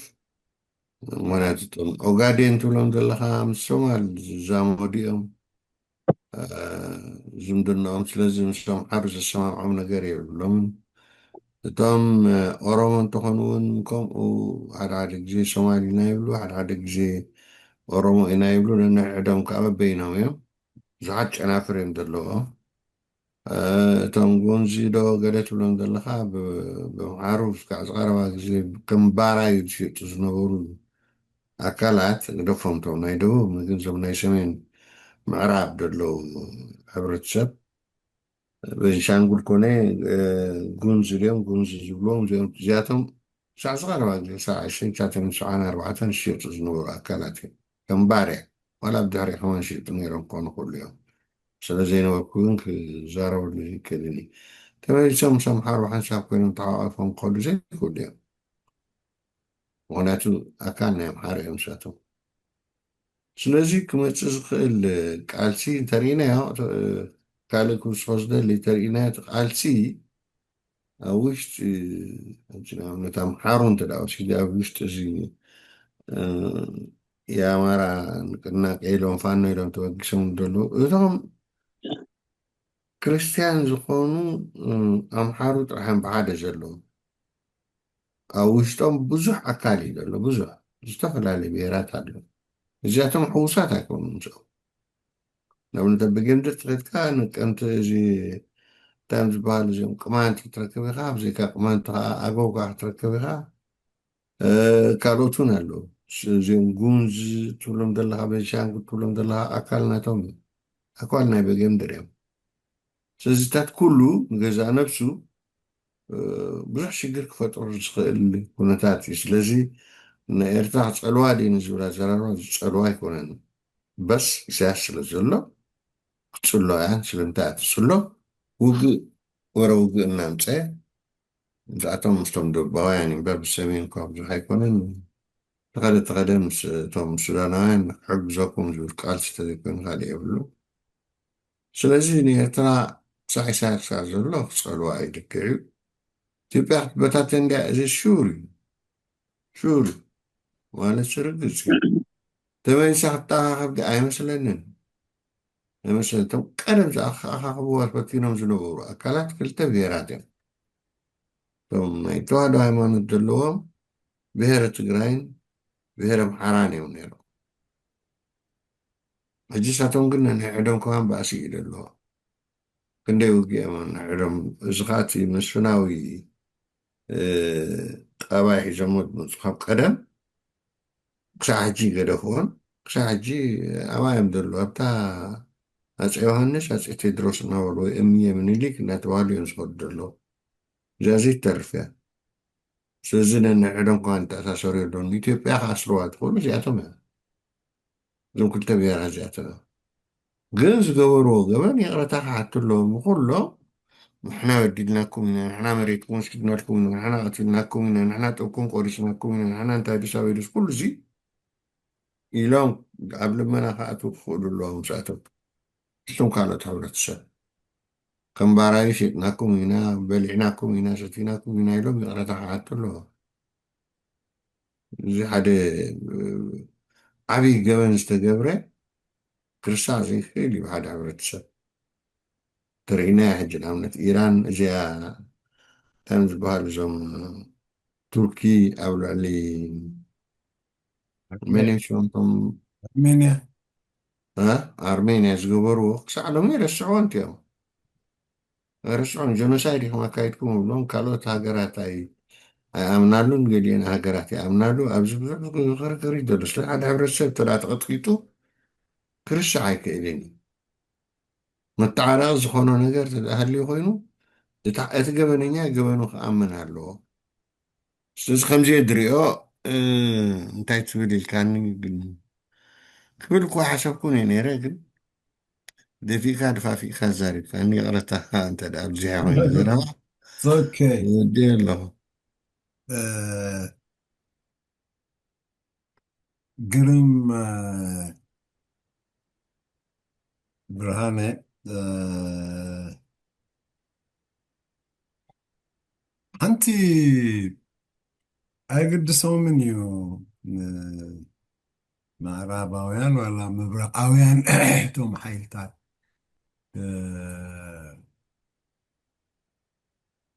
ዝብልካያ ምብታን ኢትዮጵያ ንረብሓታቶም ዝሃስን ድሕር ኮይኑ ከገድሶም ኣይክእልን ድዩ ሓደ ኣብ ቅርኒ ኣፍሪቃ ሓያል ልእኽቲ ኮይና ከተገልግሎም እዮም ሰሪሖም ካልኣይ ዓብዪ ኢንቨስትመንትስ ክግበረላ ዝኽእል ሃገር እያ ዘቃቢሶምን ዘእትዎም ዘሎን ንሱ እዩ ብወርልድ ባንክ ብኣይኤምኤፍ ገይሮም ሓኒቆም ዝሕዝዎ ዘለዉ ከዓ ፕራይቬታይዜሽን ናይ ኮርፖሬሽንስ ክረጋግፅ ኣሜሪካን ኮርፖሬሽንስ ክኣትዋ ክሰርሓ እዩ እቲ ዘሎ ስለ ዝኾነ ነዚ ክረጋግፅ ብክእል መገዲ ንክልትኡ ማለት እዩ ጂኦፖለቲካሊ ብምጥማት ከምቲ ዘምፅኦዋ ካብኡ ከይትወፅእ እሞ ከይከስሩ ብክልቲኡ መገድታት ከመይ የገድሶምን ክብለካ ዝደሊ ጽቡቕቲ ሕቶ እንድያ ብመሰረቱ ምዕራባውያን ካብ ኣፍሪቃ ዝደልይዎ ነገር እንታይ እዩ ዝብል ሕቶ ኢና ንሃትት ታሕቶሳ እጂ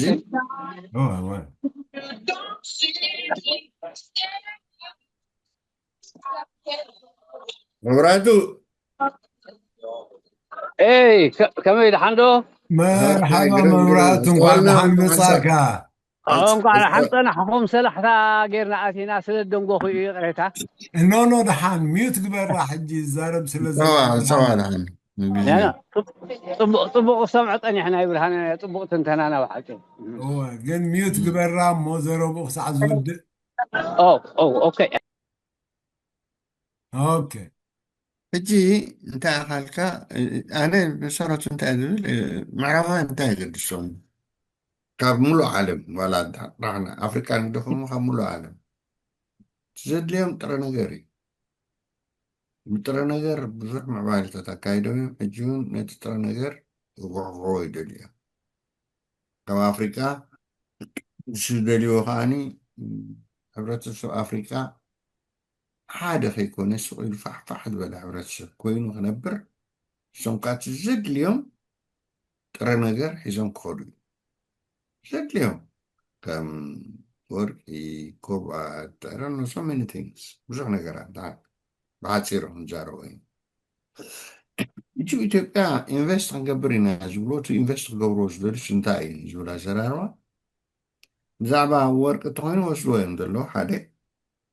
ግን ዋላ እውን ኣብ ኦሮሞ እንተደኣ ኮይኖም መፋሕፋሕ እንተሪሎም ኢትዮጵያውያን ንሳቶም ነተን ፋሕፋሕ ኢለን ዘለዋ ቦታታት ከይዶም ንስማዕ ከምዚ ናይ ዩጎዝላቪያ ለሰይ ሩስያ ሶቪየት ዩኒየን ከድካ ነታ ተወፅያ ዘላ ሃገር ምኩሻማ እዩ ምኩሻም ኣኳሽምካ ከዓ ንብረታ ምውራስ ማለት እዩ ካልእ ዋላ ሓንቲ ይኮነ ስለዚ ኣብ ኢትዮጵያ ዋላ ነዚ ዘላ ኢትዮጵያ ንሶም ዝተኸልዋ እዩ ዝብል ኣባህላን ዘለካ ወልክዕ ንሳቶም ተሓጋጊዞም ነታ ሃገር እቲኣ ክገብሩ ግን ዘድዮም ዝነበረ ካሊእ እዩ ንሕና ስቁልና ሸለሊልና ንሪኦ ዘለና ነገር ማለት እዩ ንሕና ከም ኤርትራ ፈፂምና ቁልሒና ዘይንሪኦ ዘይንዕዘቦ ማለት እዩ እጅዚ እታ ኢትዮጵያ ግን ውዒላ ሓዲራ ኣብ ከምኡ ዝኣሰለ ጭቃ ክትወድቕ ምዃና ፈልጡ ነይሮም ዋናቱ ክስራሕ ከላ ፈልጥዋ እዮም ካብ 1900 ሒዞም ኣብ ኢትዮጵያ ክነብሩ ከለዉ ምስ ሃፀይ ምኒልክ ዝራኸብሉ ዝነበሩ ናይ ሃፀይ ምኒልክ እቶት እንታይ ከም ዝነበረ ዘረጋግፁ ኣካላት እዮም ስለዚ ሕብረተሰብ እዚ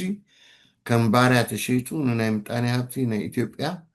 ዝኸዓብት ዝነበረ እዩ እቲ ሕብረተሰብ እዚ ናይ ደቡብ ናይ ሰሜን ናይ ምዕራብ ናይ ኩሉ ቦታታት እዚስ ኣሜሪካውያን ኣይፈልጡ ነይሮም ማለት እዩ ፈልጡ ነይሮም ፅቡቅ ገይሮም ፈልጡ ነይሮም እዚ ሕብረተሰብ እዚ ሓደ መዓልቲ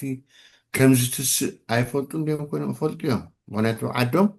ናይ ፀሊም ሕብረተሰብ ነፃነት ተባሂሉ ከም ቃልሲ ከም ዝተካየደ ዝርድኦም ኣካላት እዮም ስለዚህ ኢትዮጵያ እዚ ዝግበር ዝነበረ ሽግራት ውዒሉ ሓዲሩ ክስታይ ክኸውን ከም ዝኽእል ትፈልጥዎ እዮም ዘይፈልጥዎ ይኮኑ ግን ሓንቲ ናቶም ድሌት እንታይ እያ ንዝብል ሕቶ ናቶም ጥቕሚ ምርካብ እያ ሕጂ እንታይ እቲ ጥቕሚ ምርካብ ሓያል ሃገር ኣብ ምዕራብ ኣፍሪቃ ክትህሉ ኖ ስዩ ናቶም ኣብ ሓንጎሎም ከማና ይኣተሉ ይሱ ኤርትራ እንተዳ ተሰማምዖም ኮይና ምስ ኤርትራ ተሰማሚዖም እዮም ዝኸዱ እንተዳ ግብፂ ተሰማምዖም ኮይና ምስ ግብፂ ሱዳን ተሰማምዖም ኮይና ምስ ሱዳን ከምኡ ኢሎም እዮም ዝኸዱ the only thing they need ናቶም ረብሓ ይማላእ ዶ ኣይማላእን እዩ ስለዚ እቲ ንሕና ዘይነስተውዕለሉ ዝበልክዎ ነገር ተዛሃልዩ ኮይኑ እታ መጀመርያ ሶም ዝገበርዋ ንኤርትራ ናብ ኢትዮጵያ ክእትዋ ከሉ ልካ ከም ትብደቡ ዝነበረ ሽግራት ከምኡ ኮይና ፋዕፋዕ ክትብልያ ዝብል እምንቶ ስለ ዝነበሮም ኮንትራሪ ኤርትራን ነፃነቶም ረኪቦም ብዛዕባ ባሕሪ ዶ ብዛዕባ ጂኦፖለቲክስ ጂኦፖለቲክስ ሶም ዝብልዎ ምስ መን እዮም ሩስያን ምስ ኣሜሪካን ምስ ቻይናን ምውድዳር እምበር ካሊእ የለን ናብ ካልኦት ኣብ ካልእ ዘለና ሶኢልና ተዓዘብቲ ኢና ፊልም ኢና ንርኢ እምበር ዋላ ሓንቲ ነገር ክንገብር ዘይንኽእል ኢና እዚ ኸ ንሳቶም ፈልጥዎ እዮም ሪሰንትሊ ዝኸሰለት ካለይ ሓንቲ ሰዓብቲ ነይራ ሓንቲ ቲክቶክ ያ እንታይ ሽሙ ዩቲብ እያ ነይራ ካለይ ነርካ እታ ኩሉ ግዜ ብዚኣ ንዛረባ እያ ትዛረብ ነይራ እታ ሰበይቲ መግን ኤቪደንስ እዞም ገሊኦም መራሕቲ ናይ ኣፍሪቃ ነቲ ናይ ምዕራባውያን ምጣንያታዊ ስዕበታ ብኢዶወነኖም ከም ድሓዝዎ ትገልጽ ነይራ ኣቲክ ክሳያ ነይራ ምስሊ እንታ ዘረባ ሓቂ ይዝክርካ ደለኻ ወላ ይዝክርካ ዝከር ኣለኹ ዋላ እሱ እቲ ቀንዲ ታሽ ቀንዲ ዓና ክስታይ ክገብረና ዘለዎ ከተሓሳስበና ዘለዎ ስለዚ በዓል ኢሳያስ እታ ዝገብርዋ ኣብዚ ቀርኒ ኣፍሪቃ ግርግርግርግርግር ብምባል ነቲ ንሶም ዝደልይዎ ነገራት የገበያ ግርግር ለሌባ ይመቸዋል እዩ ንሳቶም ከምኡ እዮም ዝደልዩ ካልእ ኣይኮኑን ዝደልዩ ድሃር ዲክታተር ኮፍ ኣበሉን ዲክታተር ክተውፅእ ትመፅእ ተዳ መፂካ እንድሕር ሓያል ኮንካ ኦኬ ድሓን ንሕና ክንሕግዘካ ኢና ኣይኤምኤፍ ኣላ ዋላ ገለ ኣሎ ሰልብ ዝኢትካ ኣሎ ብረትካ ኣብዚ ክንበካ ኢና ዛዕረ ገረበት ምኳን ነቲ ሰብኣይ ተልግሶ ንስኻ ትኸውን ዲክታተር ካብኡ ሓደኻ ከምኡካ ክመፅእ ከሎካ ክሳዕ ከምኡ ዘይትኸውን ግን ኣይሕግዙኻን እዮም ኣይዛረብኻን ወይ ድሓን ዋዕካ ዲክታተር እንዲ ኢሳያስ ኢሎም ዝዛረቡ ስለዚ ብዛዕባ ምዕራባውያን እንተዳ ክንዛረብ ኮይንና ምዕራባውያን ዝግድሶም ንብረት ክረኽቡ ዝኽእሉ ድዮም ኣይክእሉን እዮም ንሳያታ ተገድሶም ቀንዲ ስለዚ ኢትዮጵያ ፋሕ ዋላ ትበል ኣብኡሲ እንታይ ናይ ኢንቨስት ክንገብር ንኽእል እዮም ዝብሉ ሳኻ ሓንቲ ወርቂ ክወስዱ እዮም ማዕድን ኣሎ ሳሕጂ ከማን ቆልዑ ዝኩዕትዎ ማዕድናት እዩ ዘሎ ኢትዮጵያ ከማን ኣብ ርእሲኡ ምናልባት ከምዚ በዓል ሆላንድ ካልኦት ትገብርዎ ፊዮሪታት ተኽሉ ወይ ከም ቻይና ትገብሮ ሳንታት ናይ ሳእኒ ፋብሪካ ይገብሩ ኣብ ሓደ ቦታ ስለዚ ክወስዱ ክእሉ እዮም ማለት እዩ ዝሽየጥ ናብ ካልእ ዓለም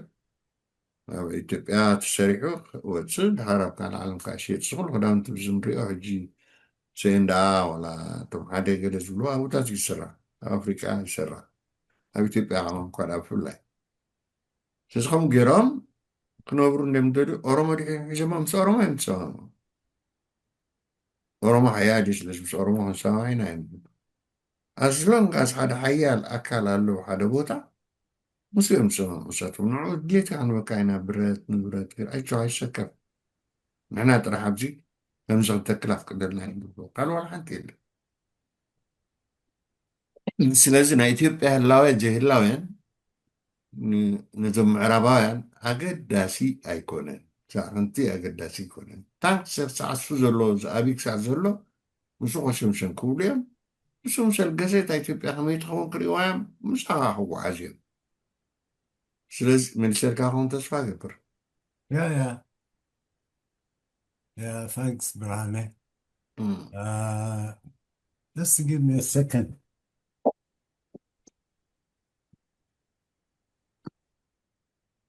ብርሃን እንታይ ራ እንታይ ካ ትገብር ዘላ ቡክ ኪፒንግ ወላ نسمع لهم سمع لها جن فايل تقمد دلها هتمثل دلها ግን ሓንቲ ነገር ክብለካ ዝደሊ ኣብ ኩሉ ዝተዛረብናሉ ማለት ክግለፅ ፀንዐ ድሕሪ ሪኻዮ ትረጅን ብድሕሪ ሕጂስ እንታይ ዓይነት ከመይ ኢሉ እዩ ሪኮንስቲቱት ክኸውን ዝኽእል እንታይ ዓይነት ጥሙር ዝኾነ ሕብረተሰብ ዝሓዘ ሃገር ወይ ሃገራት ክፍጠራ ይኽእላ ኣብዚ the Horn of Africa, Sudan, Ethiopia, Eritrea, Somalia. እዚ ዓብ ሕቶ እዩ التايفون هنا التايفون هو انت تا إرترا وصايا مجمريا راي نحن لا مسكنا ማለት ኢን ጀነራል ስለዝጠልወና አንሳር ኩሉ መገዲ ስለዚ ትንክፈና ብሱዳን ዝመፅእ ለውጢ ትንክፈና እዩ ብደቡብ ዘሎ መፅእ ለውጥታት ክትንክፈና እዩ ምስኡ እቲ ዴሞግራፊ ኣተሓሒዝካ ክትሪኦ ከለካ ናትና ናይ ፖፑሌሽን ግሮስ ኔጋቲቭ እዩ ዘሎ ኤርትራ ዲፖፑሌትድ እናኾነት እያ ትኸይድ ዘላ على تقاقعان مش مقبر برهان كتفلا خمريتو خاختهب أركن مونغو خلت نو نو نو أنا مونغو كوارشة لهم نو نو ده لغاية بقولكو يا أصلي يقول دلهم محجز سي حراي لا تستايكم موزين وسدنا هاجرات أفكرنا أفريقيا زلوها يس حجي we are at the stage تي نايك محجز نبرة سرعة حادث التوها هذا هاجر ጥርኑፍ ዝኾነ ሕብረተሰብ ክፈጥር ኣይከኣለን ብመሰረቱ እቲ ኣመሰራርቱ ብዙሓት ክገልፆ ከም ዝፀንሐ ኣብቲ ጥቕሚ ናይቲ ሃገር እቲ ሰብ ብዘምፅኦ ለውጥን ኣብ እቲ ሕብረተሰብ ዝነበረ ምቅርራባትን ዝፈጠሮ ኣይኮነን ሕጂ ሳዕቤኑ ኣብዚ ዘለናዮ ከብፅሖ ክኢሉ ኣሎ the next stage እንታይ ክኸውን ዝኽእል ሕጂ ካብዚአን more rational ዝኾነ ብድሕሪ ሕጂ ተጠርኒፉ ከም ሓደ ኣካል ኮይኑ ክቕፅል ዝኽእል ኣካል ኣበይቲ ቀንዲ መሰረቱ ዘሎ ኣበይቲ ስሩ ዘሎ ኢልካሲ ምሕታት ከድልየና እዩ ሕጂ ብርኢተይ እንታይ ባህላ እየ እዚ ኣብ ማለት ኣብ ሰሜን ናይ ኢትዮጵያ ዝበሃል ዝነበረ ሓይሊ ንሱ ሂስቶሪካል ዝኾነ ኤትኒክ ካልቸራል ብብዙሕ መገዲ ከቀራርቦ ዝኽእል እቲ ናይ ቅድሚ ሕጂ ዝነበረ መፍርሓዊ ስርዓት ዝተኸሎ ቅርሕንትን ዘምፅኦ ሳዕቤታትን ተረዲእካ ነቲ ህዝቢ ጠቃሚ ከም ዘይኮነ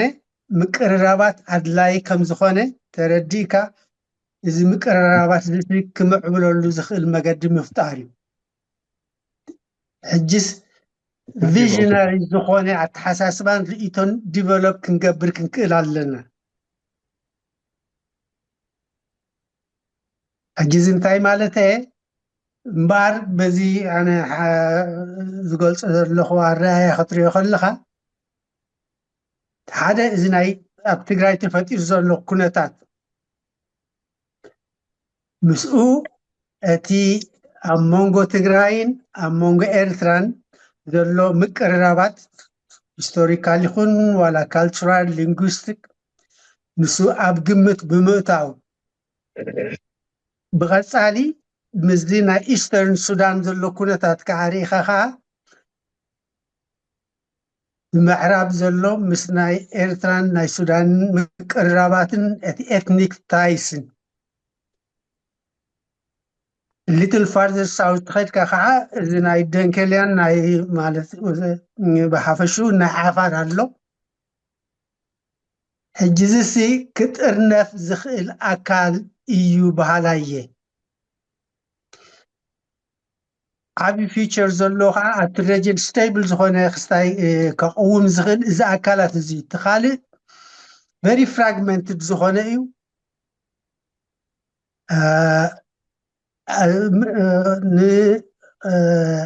ብዝኾነ መገዲ ከዓሲ ከቀራርቦ ዝኽእል ኢንፍራስትራክቸራል ዝኾነ ነገር ኣይማዕበልን ኣዝዩ ድሕሪ ዘሎ ህዝቢ እውን ዘለዎ መነባብሮን ትሕዝቶን ብዘይ መጠን ኣዝዩ ድሑር ብምዃኑ ግዜ ወሲዱ ክምዕብል ዝኽእል እንተዘይኮይኑ ኣብዚ እዋን እዚ ክጥርነፍ ዝክእል ኣካል ኣሎ ኢልካ ንክትኣምን የሸግር እዩ ሕጂስ እቲ ፎካስ ኣበይ ክኸውን ኣሎ ብሕልፊ ከም ኤርትራውያን ክንሪኦ ዘለና እቲ ምስ ጎረባብትና ዘለና ምስ ዓፋር ይኹን ምስ ትግራይ ምስ ኢስተርን ሱዳን ከመይ ጌርና ነዚ ነማዕብሎ ብኸመይ መገዲ እንታይ ዓይነት ርእቶ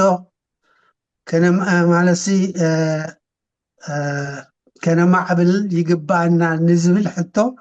ንዑስ ናይ ግድን ክንምልሶ ዘለና ሕቶ እዩ ምክንያቱ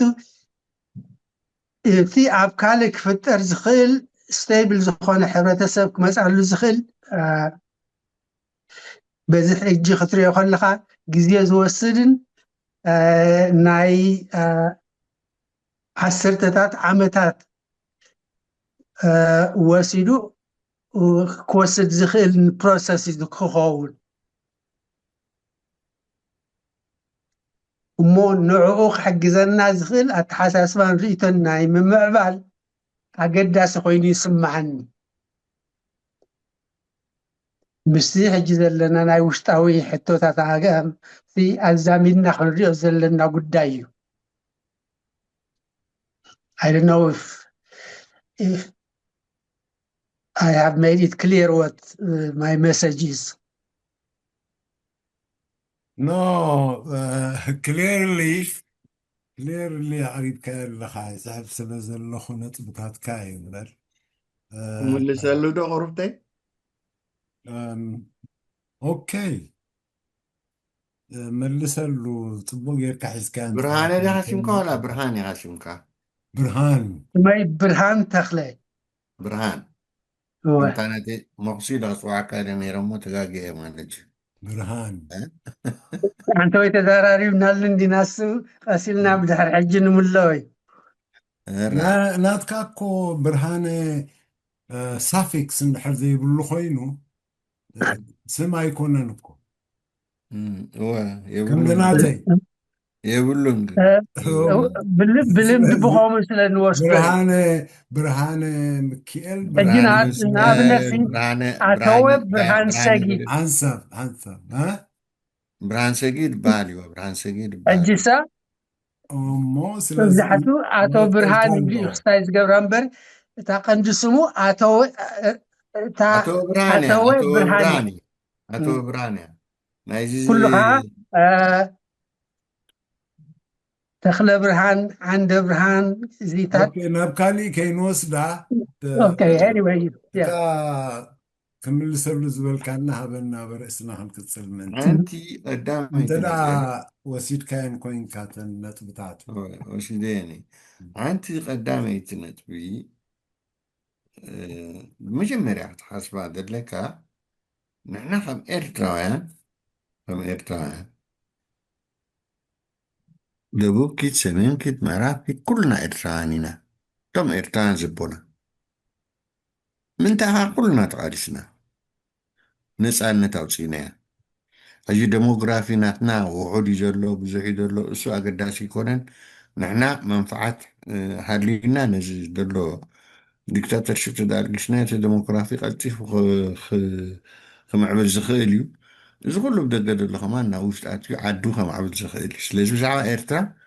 بوزح زسكف يبلين أنا بوغني እቲ ክትገልፆ ዝፀናሕካ ግን እዚ ምስ ትግራይ ዘለና ታሪካዊ ዝምድናታት እንታይ ታሪካዊ ዝምድና ኣለና ንሕና ምስ ትግራይ ታሪካዊ ዝምድና የብልናን በዓል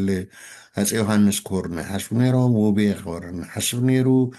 ዝመን ሹራስ ኣሉላ ክወርር ሓስብ ነይሩ ገዝእ ነይሩ ይቅጥቅጥ ነይሩ ሰብ ሳሶል እዚ ዲ ታሪካዊ ዝምድና ናትና ወፃኢ እዩ ነይሩ ሓደ ስለዚ ምሶም ዝምድና ኣለና ዲ እቲ ደቡባዊ ኣካዲ እንኮላይ ሰሜን ከይድ እዚ ንምዕራብ ገፁ ከይድ ነይሩ እዩ ኣሉላ ከይተረፈ ግን እቲ ዝገብሮ ዝነበረ ወራር እዩ ነይሩ ወራር ወራር ከም ምንባሩ መጠን ከዓ ታሪኩ ሕጂ ተንቲና ክገልፀልካ ከማን ግዜ የብለይን እምበር ክገልፀልካ ክእል ኩሉ እንተቲ ምስ ዓፋር ዘለና ዝምድና እቶም ዓፋራውያን ንሕናስ ምስ ዓፋር ኢና ንኸውን ድዮም ክብሉ ወላ እቶም ዓፋር ናይ ኢትዮጵያ ዘለዎ ከኣስ ምስ ጅቡቲ ኢና ንኸውን ድዮም ክብሉ ምስ መን እዮም ክብሉ እዚታት ከማን ሓደ ዝተፈላለየ ነገር እዩ ግን እዚ ናይ ምብራቅ ከዓ ግደፎ ማለት ናይ ምብራቅ ማለት እዚ ናይ ሱዳን ምብራቅ ሱዳን ዝበሃል ዘሎ ከዓ እሱ ከዓ ግደፎ ግን ሓደ ነገር ኣሎ ብዙሕ ንሕና ከም ሕብረተሰብ ከም ኣብ ዓለም ዘለና ሲ ኣነ ኣብ ስዊዘርላንድ እየ ዝቕመጥ ኣብ ስዊዘርላንድ ቅመጥ ከለኹ እቲ እዚ ኣካል እዚ ስዊዘርላንድ ብርባዕተ ዝተፈላለዩ ሕብረተሰባት ዝተመስረተ እዩ ገሊኦም ፈረንሳውያን እዮም ናይ ፈረንሳይ ዝዛረቡ ቋንቋ ማለት እዩ ገሊኦም ጣልያን ዝዛረቡ እዮም ገሊኦም ጀርመን ዝዛረቡ እዮም ገሊኦም ከዓ ሮማንሽ ዝበሃል ፍልይ ዝበለ ቋንቋ ዝዛረቡ እዮም ግን እቶም ፈረንሳይ ዝዛረቡ ዝኣነ ዘለኹ ቦታ ማለት እዩ ፈፂሞም ሓሲቦም ኣይፈልጡን ንሶም ፈረንሳውያን ክኾኑ ብኣንፃሩ ሓደ ፈረንሳዊ እንተዳ መፂኦም ኣነ ወዲ ስዊስ ኣነ ፀሊም እየ ካብ ኤርትራ መፅእ ፓስፖርት ናቶም ኣለኒ ኢንቴግሬት ገይረ ኮምፕሊትሊ ኣብ መንጎይን ኣብ መንጎ ፈረንሳውያን ዓብይ ፍልሊ እዩ ዘሎ ንዑ ከም ወዲ ወፃኢ ገይሮም ዝግምቶ ንዓይ ግን ወዲ ሃገር ገይሮም ዝግምቱን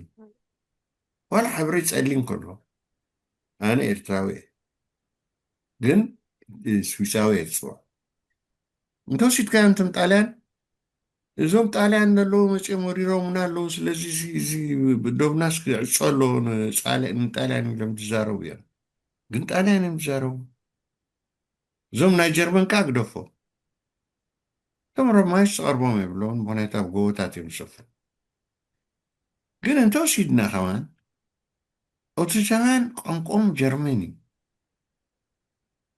እዚ ነገር ሰይድ ንሕና ጀርመናውያን ኢሎም ኣይፈልጡን እዮም ዋላ ደቂ ፖላንድ ከማን ጀርመናውያን እዮም ኢሎም ኣይፈልጡን እዮም ሕጂ መሬት ኣለኒ ትብል እያ ጀርመን ኣብ ፖላንድ ግን ነዊሕ ከትካደ ቁሩብ ከቋርፀካ ብዝያ ኣነ እኳ ፅን ኢለ ሰሚዐካ ነይረ ወዲ ግደፎ ነጥብታት ተኣክቡ ሞ ትምልሰኒ ፅን ኢላ ሰምዓካ እኮ ፀኒሐ ነይረ እታ ፅን ምባል ክንፈቱ ኣለና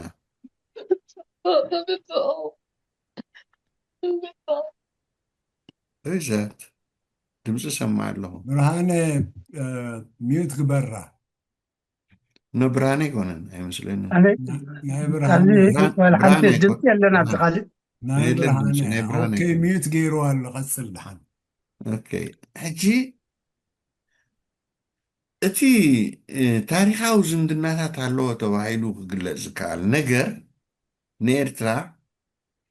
ንሕና ከም ኤርትራውያን ዋላ ዝተፈላለዩ ሕብረተሰብ ሃልዩና ብሓደ ኮይንና ሓንቲ ኤርትራ ኢና ንደሊ ኢልና ዝመስረትናዮ ብቀሊሉ በዚ ሕጂ በዓል ኢትዮጵያ ዶ ጅቡቲ ዶ ብገለ ዝመፅእ ዘሎ ምግሪ ጨዋሲ ናብ ሓደ ክነምፅኦ ማለት ክንሓስበሉ ዝግባእ ምስኣቶም እውን ናይ ፍቅሪ ፅቡቅ እዩ ግን ነናትካ ገገዛካ ሒዝካ እዩ ንሕና ከም ኤርትራውያን ፅፉፍ ዝኾነ ዶብ ኣለና ፅፉፍ ዝኾነ ሕብረተሰብ ኣለና ፅፉፍ ዝኾነ መሬት ኣለና ነዚ ጥራሕ ኢና ንሕና ከነደልድል ዘለና ነዚ ኢና ከነደልድል ዘለና ነቲ ዘሎ ዲክታተር ካብኡ ከነውፅኦ ነዚ ዓንተወይ ዝበልኮ ብዛዕባ ምጣንያታዊ ስርቅታት ብወገን ምዕራብ ዝመፅእ ዘሎ ንሱ ከመይ ጌርና ንቃለሶ ጥራሕ ኢና ክንሓስብ ዘለና እምበር ብዛዕባ ኤርትራ ዘሰክፈና ኣነ ዘሰክፈኒ የብለይን እዚኣ ኤርትራ ፍኒሽ ተወዲያ ዓፋር ኤርትራውያን እዮም ኩሎም ኤርትራዊና ኢሎም ዝቃልሱ ኣነ ኣብ ደንከል ነይረ ሻመቶም ደንከላን ኢትዮጵያ እናይሎም አይፈልጡን ኢንፋክት እዚኦም ወረቀት ተሓትቶም ሆነ ዘም ካብ ኢትዮጵያ ድመፁ ዘሎ ዓፋር እዮም ዝብሉና ነይሮም ኣነ ንሳትኩም ዶም ደቂ ዓፋር ንሳትኩም ኤርትራውያን ኢኹም ንሳትኩም ተሓቱ ክትገብሩ ዘለኩም ንሕና ኣይኮነን ኣብ ሽታት ገለ ክርክር ንኣቱ ነርና ማለት እዩ ስለዚ እቲ ኣብ ከባቢና ዘሎ ዕግርግር ካብ መሰረቱ ካብ ኣበጋግስኡ ዝተበገሰስ ከም ምዃኑ መጠን እቶም ክዓርይዎ ዘሎም እቶም ደቂ ሃገር እዮም እቶም ናይቲ ቦታ እቲ ኣካላት እዮም ክዓርይዎ ዘለዎ ንዓና ክለኸየና የብሉን እንተደኣ ከምኦም ንሓስብ ኮይና ግን ክለኸየና ኢና ይግድን እንተደኣ ኖኖ በዚ ኣለዎ ዓፋር እኳ ተሓርኳ ናብ ዓፋር ክኸዱ እዮም ስለምንታይ ኤርትራውነቶም ኣረጋጊፅካ ዘይትሕዞ በዚ ካልኦ እኮ ብንዓምር ዶ ገለ ትባል ስለምንታይ ዘይትሕዞ በዚ ካልኦ እኮ ተጋሩ ትግርኛ ዝዛረቡ ዋላ ሃይማኖቶም ከዋን ተዋህዶ ዋ ኣይ ናይቲ እቲ ናይ ኤርትራ ዶ ብዕፁ እዩ ካብ ፀረና ንኒው ኒው እዩ ዋላ ኣኺልዎ እዩ ዝበዝ ደሎካ በዚ ዘሎ እዩ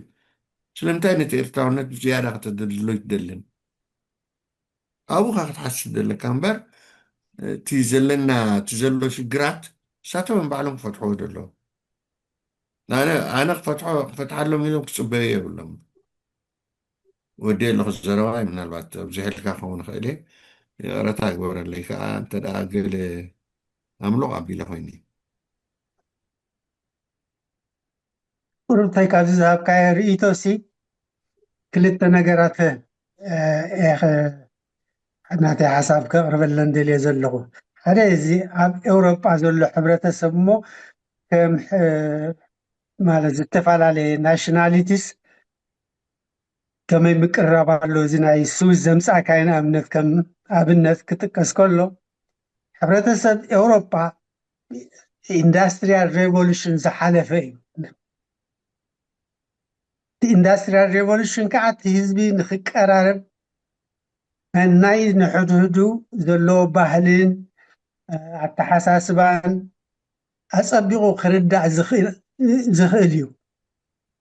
ካብኡ ዝመፀ እቲ ግዝያዊ ዝኾነ ኣብቲ ዘለዎ ሕብረተሰብ ወሳኒ ተራ ንክፃወትሉ ዕድል ዝህብ ከም ሓደ ሃገር ከም ሓደ ህዝቢ ንሱ እቲ ቀንዲ ዘገድሶም እምበር ኣብ ፈረንሳ ዘለው ፍረንች ዝዛረቡ ስዊስ ዘለው ፍረንች ዝዛረቡ ንሲ በተን ናይ ክልቴን ሃገራት ብኡ ኣይኮኑን ዝርእይዎ ኣብቲ ዘለዎ ኮይኖም እቲ ዘለዎም ተራ ኣብቲ ሃገር እቲ ናታቶም ኢንተረስት እዩ ዘገድሶም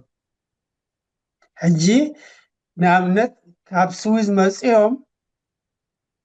ወይ ካብ ፈረንሳ መፂኦም ምስቶም ስዊስ ኣብኡ እንድሕሪ ክስታይ ዳይሉት ንክገብርዎም ኮይኖም ኦልሬዲ ሲ ኣብቲ ናታቶም ምስኣታቶም ኮይኖም ሲ ካብቲ ናታቶም ዘለዎም ናትና እዩ ዝብልዎ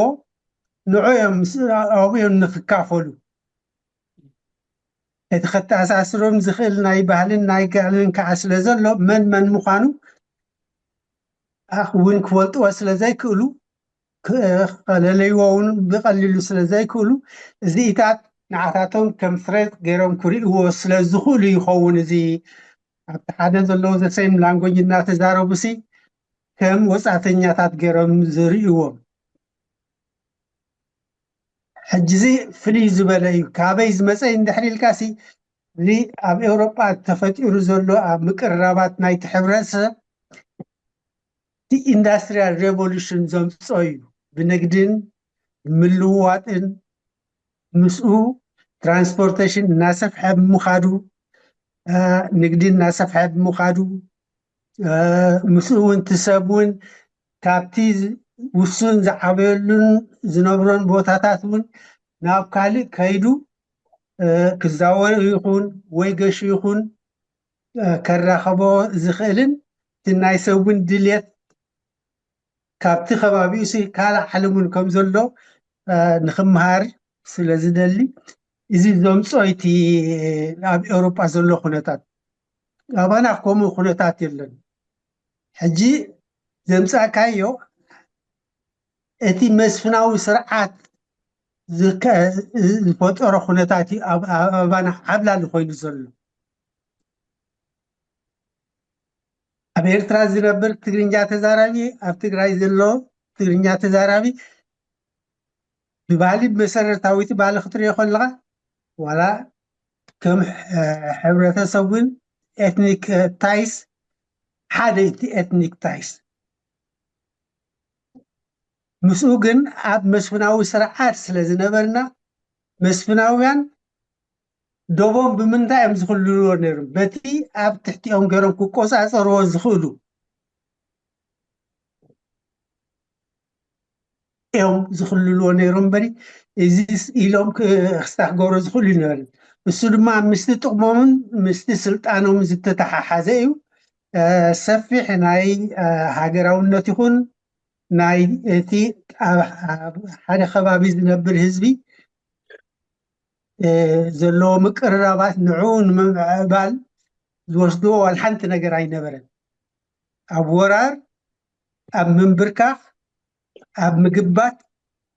ዝነበረ ስርዓት እዩ ሕጂሲ ብኡ ክትፈርዶ ናቶም ናይ ዮሃንስ ኣምፂካ ናይ ሓሉላ ኣምፂካ ነቲ ህዝቢ ኣብ ክንዲ እቲ ዘቀራርቦ ነገር ከተማሓብል ትፍትን ንዕኡ ምጉሃር ኣብኡ ዝተመስረተ ናይ ፅልእን ናይ ቅርሕንትን ስምዒት ንከተማሓብል እዚ ጌጋ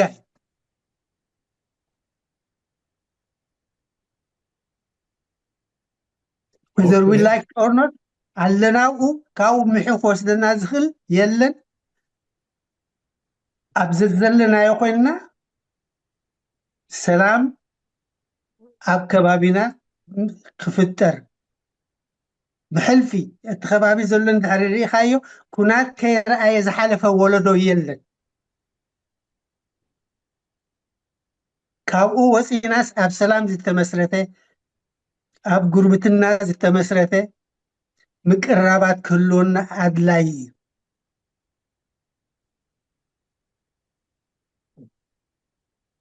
I hope መልሰልካ ኾኑ ነተን ክልተ ነጥብ ዘምፃእካ እዚ ኣብ ኣቃውማ ሕብረተሰብ ናይ ኤውሮጳ ኢንዳስትሪያል ሬቮሉሽን ዝፈጠሮ ኩነታትን እዚ ተበፂሑ ዘሎ ምዕባለን ዝፈጠሮ እዩ اوكي ታንጅብል ዝኾነ نو ጽቡቕ መልሲ ብርሃን ብሓይሊ ዝተደመረ ህዝብታት እዩ ንዝበልካዮ ሓቅኻ ኢኻ ብሓይሊ ዝተደመረ ህዝብታት እዩ ብምዕብልና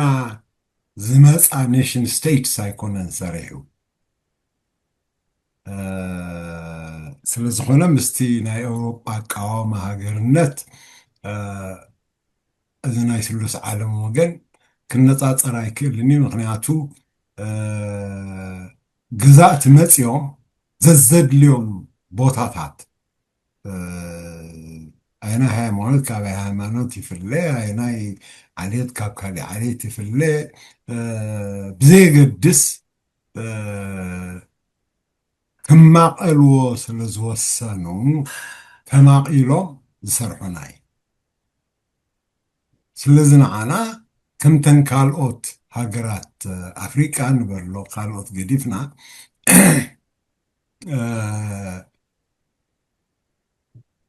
ሓምሳን ኣርባዕተን ሃገራት ኣብ ኣፍሪቃ ተቆራሪፀን እየን ተሰሪሐን ሓንቲ ካብአን ኤርትራ ሕጂ ናብቲ ጥልያን ከመይሉ ምስ ኢትዮጵያ ከታይለ ቤዶ ዝበሃል ገዲፍና ንሕና ተደሚርና ተሰሪሕና እቲ ህዝቢ ቅድሚኡ ኤርትራ ትበሃል ሓንቲ ሃገር ኣይነበረቶም እቲ ዝፍለጥ ብባሕሪ ነጋሲ ትምራሕ ሃገር ከም ዝነበረቶ ካሊእ which is ክፋል ናይቲ ኤርትራ እዩ ሕጂ ንብሙሉ ኤርትራ ዘጠቃልል ኣይነበረን ኦቶማን ተርክስ መፂኦም ንኸባቢ ልዕሊ 300 ዓመት ዝኸውን ኣብቲ ክቆፃፀርዎ ዝኽእሉ ምዕራባዊ ቆላ ግምግም ባሕርታት ሒዞም ነውሕዋን ፀኒሖም ስትል ኤርትራ ኣይተሰርሐትን ግብፅውን እዲኦም ገይሮም ኤርትራ ኣይተሰርሐትን ጥልያን ብመሰረት እቲ ኣብ ምብራቕ ጀርመን ንኣፍሪካ መቃቂልና ምግዛእ ዘሕለፎ ኤውሮጳውያን ተሰሪሓ ማለት እዩ ኢትዮጵያ at the same time ተደማሚራ እያ ተሰሪሓ ከመይላ ብግዜ ምኒልክ ቦይቲ ናይ 3000 ዓመት ተባሂሉ ዝዝመረላ ሃገር ዝበልኳ ንዑ ፈልሲፋይ ንምግባር እዩ 3000 ዓመት ኢትዮጵያ ትበሃል ሃገር ኣይነበረት ዝበሉ እንተበሉ እቲ ክብልዎ ዝኽእሉ ናይ ኣቢሲንያ ትኽብልዎ ዝኽእሉ ናይ ኣክሱማይት ኤምፓየር ካብ ንዕኦም ነዚ ብርሃን ክጠቕሶ ፀናሕካ ትግራይን ኤርትራን ዝሰርሐ ኤምፓየርስ ነይሩ ወይ ብኡ ዝሓለፉ ናይ ብኡ ዝሓለፉ ህዝብታት ግዜ ነይሩ እቲ ምኒልክ ከምቲ ዝተፈላለዩ ነገስታት እናመፁ ገሊኦም ነገስታት ናይ ጎንደር ገሊኦም ነገስታት ናይ ሸዋ ገሊኦም ናይ ትግራይ ኣፄ ዮሃንስ ማለት እዩ እናበሉ ዝዋግኡሉ ዝነበሩ ክበፅሕዎ ዝኽእሉ ቦታታት ኢትዮጵያ እናተባህለ ዝኸይድ ነይሩ እቲ ቃልሲ ቴድሮስ ዝውንና ዝነበረ ኢትዮጵያ ፍልጥ እያ ብዝኾነ ምኒልክ ናይ ዞባታት ነገስታትን ራእስታትን እናገበረ ኣብ ጥሉቕ እንተኣሽሙ ከይኣተና እዩ ነታ ሕጂ ኢትዮጵያ ትበሃል ሰሪሕዋ which is መፈፀምትኣ ድሕሪ ኤርትራ ከም ሃገር ምስራሓ 6 ዓመት ኣቢሉ ድሕራ እያ ተሰሪሓ ኢትዮጵያ ኣገቢሩ ናይ ከባቢኦም ግዛእቲ ከም ዝኾኑ ገይሩ ዝሰዓሩ ስዒሩ እታ ኢትዮጵያ ትበሃል ተሰሪሓ ስለዚ ኣብ ውሽጢ እዚ ዝተደመሩ ህዝቢ እዮም ወይ ህዝብታት እዮም ኣብኡ ዘለዉ ولا بعادات ولا بهيمانوت ولا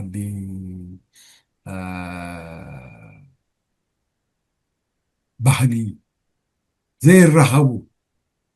هزبتات زنابرولا تسريحة سلازي كابزخ نوصل نخيل دوز بالحطوي مع كل عذر كابزخ نوصل نخيل دو أب قد داينا انت مسينا بفرلا أبزي ኮንፌደሬሽን ኢለ ዘለዓልኮ ጉዳይ እንተመፂና እቶም መራሕቲ ኣብ ከባቢና ብሓፈሻ ኣብ ኣፍሪቃ ዘሎ ነናይ ከባቢኦም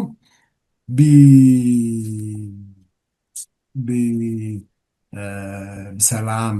ብቁጠባ ብንግዲ ብባህልን ብፖለቲካን ኣብ ምስራሕ ከብቅዑና ይከኣሉን ምክንያቱ ኣብ ስልጣኖም ዘተኮሩ እያ ኣብ ስልጣኖም ከተኮሩ እንድሕር ኮይኖም ህዝቢ ክግዛእን ክምእዘዝን ኣለዎ ማለት እዩ ናትና ክውንነት ከምኡ እዩ ናይ ከባቢና ዘሎ ክውንነቱን ከምኡ እዩ ስለዚ ኣብ ታሪክ ግን እንታይ ጠቂስካ እቶም እንቀራረብ ብምብራቅ ይኹን بدوبو بيخون هو مبرق يخون ذكرارب قمت غسل قالوا بتاريخ ببهلي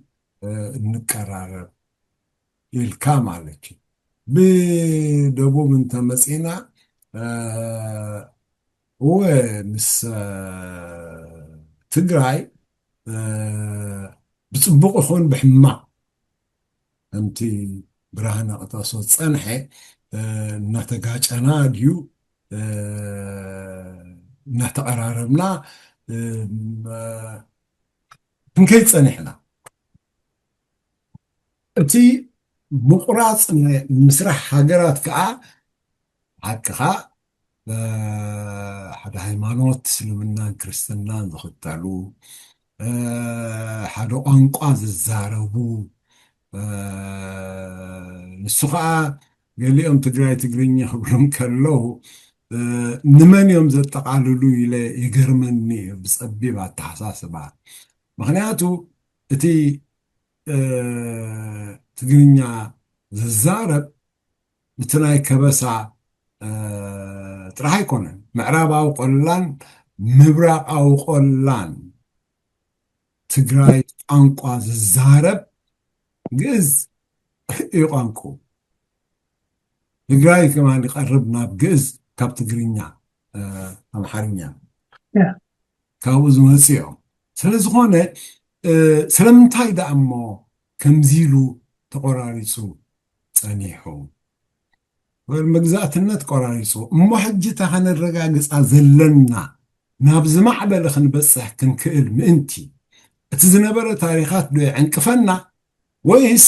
نتزنبر تاريخات نممعبال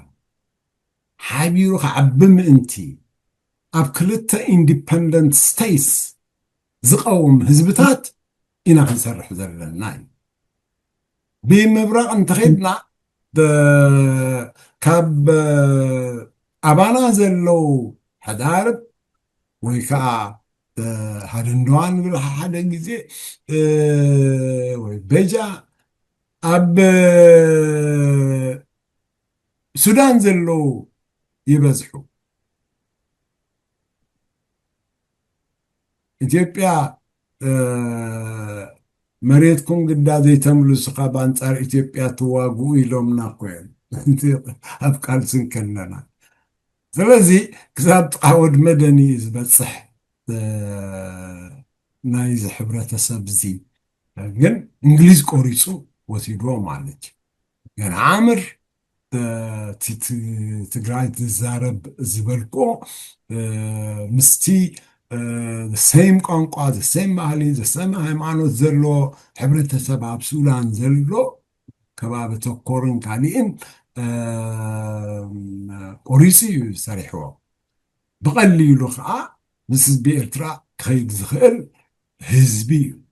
قن من توخن بالنسولان كان هو خم ده يقبعنا من توخن بال ني تقراي كان هو خم ده يقبعنا وين السمك هو خنادو يقبعهم نا عفار the same thing عفار أبسلستي تقريص بسنك مجزأة النت فلزي تبدنكل ناتنا تزبع عفار بمسارة تدخل له إرتراء زقومة له حبرة سبات زقومة أكالي اتمفتحن بار انتاي خون زلو طعيات منقستات يمكن له زلو مارت خبابي بخينو ولك هاجرات كميلو إذ خبابينا بخمس تأساسر حبرة سبات أبقى طباو معبلنا يبصح نقدم بخمي بسلامي نبر سلام انت اللي اختقبال زكاة داري بقى طبا بخمي نقبل نقول طواتاتو بخمي بنقدي تسفح فحوي خير كميلو خير نتبالتاتو كقارنون كعبني خير إذن ناخونه البوليتيكاو عيو كعيه يخيل كعبي يخيل لازم نخلنا خطق على الزخر سفح كونفدرالاوي سرعة مسرح ممكن بصح نخيل مخنياتو بزن تدعى حليف وتهزبيتي عسرت تات عمتات قبري خيل يزبالكايو حقايقا بزن تدعى نمحرافي تقوم زوسل فلزخونه نزت عنا ذا حسب تعي أمرا رح أنت زيليو كتكبر أي كعلم سلزخونه خاينا ክንገብሮ ዘይንኽእል ዘለና ኩሎም ተበጢሮም ዘለዎ መራሕቲ በዚ ኣንዊሖም ዝሓስቡ ዘይኮኑ ብስልጣኖም ምቕፃሮም ዝሓስቡ እዮም ስለዚ እቲ መሰረታዊ ኣንጻርቶም ስልጣናትና ዘዋግኣና ምክንያት ከዓ እዚ እዩ መጀመርታ ሰላም ክንረክብ ብውሽጥና ብቁጠባ ክንዓቢ ክንክእል ብሳይንስን ቴክኖሎጂን ክንዓቢ ክንክእል በዘን ዓበና ምስቶም ጎረባብትና ሰላም ስለ ዘሎ በዚ ቋንቋ እዚ ክንዛረብ ክንክእል ብቋንቋ ቁጠባ ብቋንቋ ንግዲ ክንዛረብ ክንክእል ምእንቲ እቲ ጉዳይ እዚ ግን ኩሉ ግዜ ኢንዲፐንደንት ስቴትስ ናትካ እናፅናዕካ ክትዓቢ ምኽኣል እዩ ናብቲ ዝተባህለ ከዓ ክብፃሕ ይከሃል ባህላ እየ ብርሃነ ሞራስ ፍዕካዮ እቲ ዝበልክዎ ፅቡቕ ከዓ ተወሳኺ ሓሳባት ዘምፃእካዮ ሞር ኤላቦሬት ጌርካዮ እወ I tried اوكي برهانه محرته ما نزرو يس እንዳ ተሰከፍኩን እንታይ ዳ ኣላ እዛ ገዛሲ ብርሃነ ረዳ ብርሃነ ምሕረቱ ብርሃነ ተክለ ጥራሕ ሒዞም ኣምስዮም ረብዓዮም ኖ ንብርሃነ ረዳ ግድን ክዛረብ ስለ እሞ ከምኡ ከይብሉና ሲ معت ሊቃውንት ኣሎ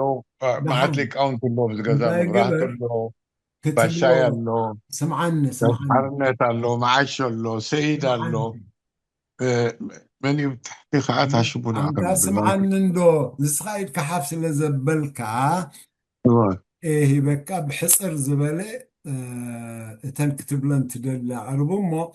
سبت سوعي حسيباني رخب لك عيلاني اوكي مودحان سكفتان دي حدي بالله سي ساتم الدقاق بولو خيبلنا راح لي عندنا تمكان كتير أنا راخت بالردت أنا حيت ولا ببرهاني تخلي حق انديو في تاريخاوي بتقراي دلو تقرينيا دارو بتخبس هذا دلو خازم سلسة أورجا تقرينيا دارو بسيان اقتلان دلو هذا عينت قنقوات دارو دب هالنقرات ذي كنت عنتو برهاني ردا مش برهاني ردا سيبوزح بزي عين الرادة نينا أبزالو مدبلاقن ولا حنت دوت على نقرية بالليل أبتا طبق نوع أفتانا فرنساين طليانين جرمانين قالن دلو عدي بعد نبر إلو دهابا مقلتي بزحت حجي أنا بقلت خزارب تخوي ناسي الروم من سيات إرتران بفلا بزي أكل دي ولا ببرقيدنا حمد المسؤولو بزوح أو سيدة توم قالي من قصاصات نيرو ما بزي أوروبا كم بعل بروه مسعي يوم بروه مسعي زياتهم أبز برلين دفلتهم نوركم من إسيات كميدة أمسولو تبعت برقيدنا حمدو نيروم أبي أكل نيروم حوا دي جنبو بحادة جزي أولات نايتي انت خاطب له نايتي بروه مسعي مسكونو بمنتاي أرجومين تخبرونا جميرهم سمعوا نحنا مننتنا تقروا زيجنتنا إرتاويانينا وقتم سوات هتيكا جايبا تتقرأي كو إثيوبيا نحنا غا إرتاويانينا إتا بدوب دتحنسست بتي كولونيال باوندري دتحنسست إرترا أبعد الله إرتراوبر حجي مننتنا تقروا زيجنتنا إرتاويان دبحال نجر نيوبلو وقالخ نبلوم جميرنا فزم ببغرب زي أبي بتحو رينايو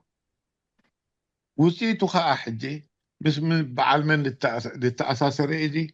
ولا من زنايزو ماغازيان من قصاص دخل ودلو فزم أبربعتات كومونيريو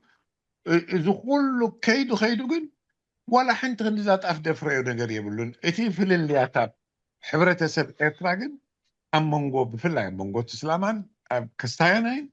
ناي متممان مترطر أحضر لنا سلام انتاي خم أحضر لنا إذا كبسان الله مستتقرأ كتأساسر طرح يدلي تذكروا تكونكم أبدو جزية وجه أنا ونكي ترفكوتي وجه أبن إساسنا بلا التقرأي تقبروه تقبروه جنوسايد يله كوني نيو إذا حنت بانديرانا إرترازا سمعت بانديرا حجن بيني تلتم دابل كون وخنونو نيري اتدخله but I have never used the word تي مننتنا تقرروا زيقنتنا إرتراوينات تبحل مغنياتو زي أحجي بذا برهانة بلاد نبرا أنتوي أبزا جرمن دلخو عدسي جرمن يمد الزاربو أوستريا جرمن يمد الزاربو ولا بتاريخ قرب لدحرث ملسي لخزاق آخركم تقويني هتلر is not a German هتلر ود أوستريا كاب أوستريا مزيو أب جرمن كوينو نا جرمن مرح كوينو إذا كل عنوة وجينا بأوروبا دخله بهتلريو نا أوستريا خاطو كلها إلا اليوم تقبلوا member there was no any resistance هاي نبرنا أوستريا هولند تواجه حزوة تقدمت هاجر كاب أوروبا بوقت إلو فرنساي دي كل زخيدو كساب حجي خساب زعلات زيا ولا حدا ود أوستريا أي تسمعني خا أنا قانقاي دوتشيو وجرماني قبل كاي كأني تجرمنون قانقاي دوتشيو جن أوستريا أي بلكاني مغنياتو بدبل التحنسس هاجرات اللغة أب أوروبا وانتقله نحنا خا more than that بأنا التحنسس اللي يكون بتي colonials تحنسس دوبات أب أفريقيا unjustified تخونه دوبات ولا انتخونه أب مونغو جبسن مونغو ليبيان دلو دوب تاريخه أب مونغو ألجيريان ليبيان تونيزيان دلو دوبات تاريخه you will not find a border كمو بمسمر التحنسس 1 كيلومتر داكل تغيلو دخيت بوردر يلنا بأوروبا أب أوروبا يتري أب كالونا يتري نيخا مغنياتو ود سب قدم هاجري هلو بدي قدس أب ما يدلو أب سعر دلو أب حرشة دلو بوتا يدي سفر نيرو بو مغنيات كات دوبات إندا تتقاوي إدخيد نيرو إذا أتوم قن مجم بحنت جزي حنصص أبيلهم this is a boundary ناي أفريقيا تباهلو بو مسرت كأي حجي إتي دوبات ناي أفريقيا بيتي كولونيال باوندري تقبره كتنكف يبولون دبها الوعد كابت مجمر تاو إيو أو كله دو تسمع معلو نقرالو بدا فوزي بدحرير مثل أفريكان يونيون إذا قلو ذي تايدري أننا فتينات علينا نحنا إرتراوين توما بتادو بإرترا دلنا تقرينيان الزارب إرتراوينينا إتوما بتادو بنا جميرومنا بإثيوبيا أتيوم دلو تقروها أوفيشالي تقريهم ولا قنقوا تقرينيا يزاربو أي زاربو بدي قدس سوري أي عندها تليفون أتي النساني حسوري أتيو بس مخنيات زنسي نحنا خنقيرو نخير دخون يخون نقر يلن مسمع بالغ دخل نقرات كم زي حجي بزي أوروبات دي قبروا European Union is not yesterday أكون نجميرو دي حرقا أوقع على مجميري تقولوا كبعال دوغول بعال أدناور دي بحالو مراحتنا جرمن نوروب توانتي دي جمروا it took them so many years كسابابتي European Union دي بحال دقوم إثن نيتو دي بحال كالي إدحان السنة وتهدراوي مكل خال نيتون اند فارشاون باكت دي بحال كلتي أزيتي توارادر تناي وتهدريو إتي بإيروبيان يونيون دي بحال جن حجي of course أبي أدفانتج اللو أنا خبزي أنا بدخوني هاجر أوروبا خيط تخويني أنا فرنسا خيط تخويني جنزب كشرف يبليني فيزا خوت يبليني إذا باسبورت حجد تلقو فرنساي هولند بلجيم بكل خيلي قال هاجرات الله مثال إنجليز وسع خابو نابو من الباش أكيل كم تنكالوت أسران شو عتن دين قال هاجرات دلوه نحنا خاب زي درجة زخساب نبت حب أفريقيا it will take us time أمونغو إثيوبيان إيرتران راح ديكون أمونغو إثيوبيان السودان ديكون أمونغو جيبوتي صومال مستخلو اي ويش بناتي دليت بدقل تفجزين دمو افريكان يونيون قويمو بحاده كارنسي دخدلو بحاده باسبورت دخدلو انت دخون كم زي يونايتد ستيت اوف امريكا كندي حيالات مخنا كندي كالو تبلزتونا متبلز ولنا حج قالها هاجرات نزي ريئن أبا فينشان مسبتحن نعمتات أكل ببليونس دخون جذبنا بعد الفرنساي ترانسفير دا قبرات نبرات هاجرات 4-5 هاجرات وصينا اللو أخبو بعد بوركينا فاسو بعد نيجر بعد من تشاد زياتم كل انتحابرن وصين كابوس دحر حجتي عمت 500 بليون نبتي بنك اوف فرانس دبال ترانسفير تريجرن حدا ما راحنا يزن هاجرات زياتن ورحونا يحكمني ويقلبتوا ويقتلوا كومو سلد نبره كابزي درجة زوجين زوم حجي جميرة مدلو حمشته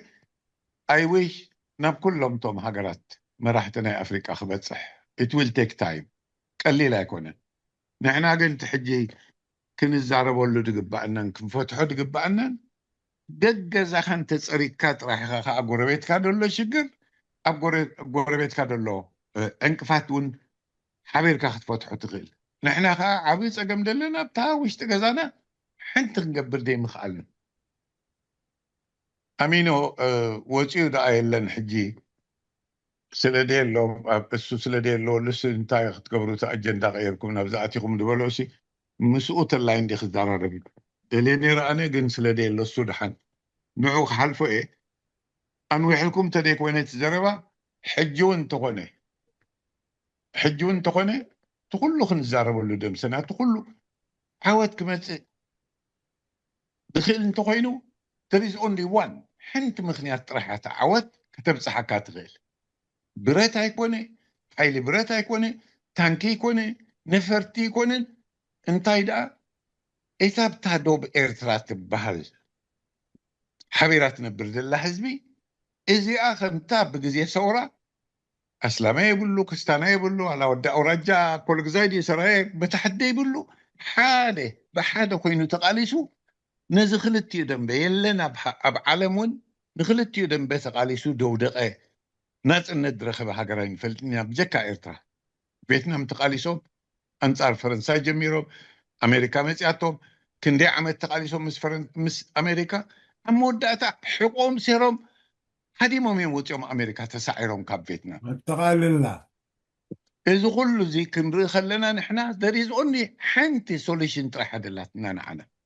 حدنتنا حزب ايرترا كان الرقاقت نتخيل نازو ما بدق دلنا بحنت ملحس كنزار نتخيلنا طرح إنا أبدق خنفر نخيل نابوش تخا تسفا خنب نخيل سلازي زيرنا قرابتنا قديف ناس أبتشقرنا يوشتنا تاي تفتح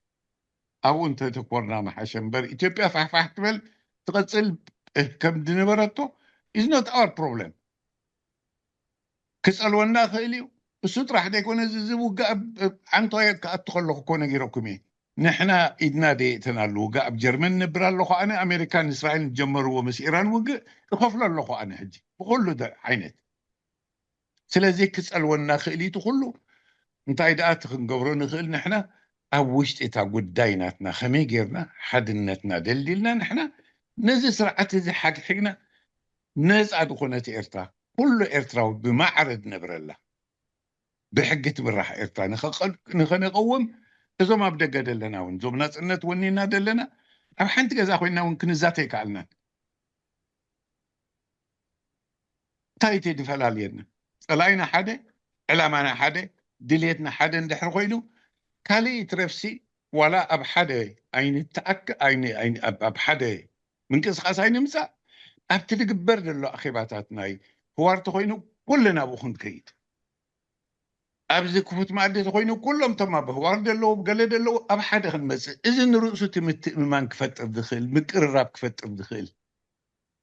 كابو جميرنا خاينا شعو ناب حدا ناي متئمانن مقررابن كنسقرو له دخل إذا خنقبرو انت نخل نيرنا تاي تفلالينا حساب ومو حموس أب حدا نيكب عربي بتحدي قدامة بتحدي سنبتها بتحدي بربعته اتنزاربو خانا كلنا حنت أتقال برهاني كومو سلاد سي بجاخاتكم ولا حنت ترقم يبلونا بدي نتأكد التزاربنا نتزارب تحنت قطعوتنا تخيل حاد الناس ناقرنا بحد خنك على استخيلنا تراحي غني اللي ودي له أوكي قدمي نب برهاني إذا حفاب بيلونيرونا ومخادي كاب تقص كان تايو دوبنا كاين حنصص كاين الرقاقص جهو حيزو زرلو إساسي زي الرقاقصنا كنفلصو زلنا إبز متصقون كميلو لنا كتعلم خلال جن إساسي تمخنيات كا أمدمار مسأبي هرئينا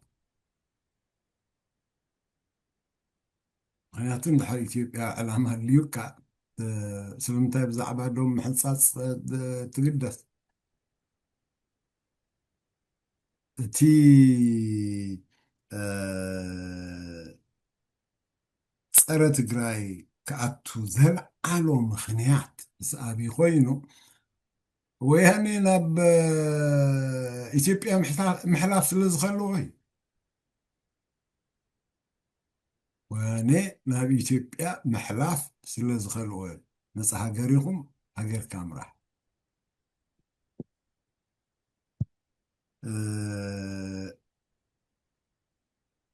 ንኢሳያሳዊ ምልኪ ከነልግሶ ስለዘይከኣልና ድማ እቲ ናይ ደብ ሕቶ ክንምልሶ ዘይበቃዕና ስለዚ ዘይሩ ነዚ ምልኪ እዚ ከየልገስና ናይ ህዝብና ሰላም ናይ ህዝብና ምዕብልና ይኹን ናይ ደብ ሕቶ ሃገርና ክንምልስ ኣይክንበቃዕን ኢና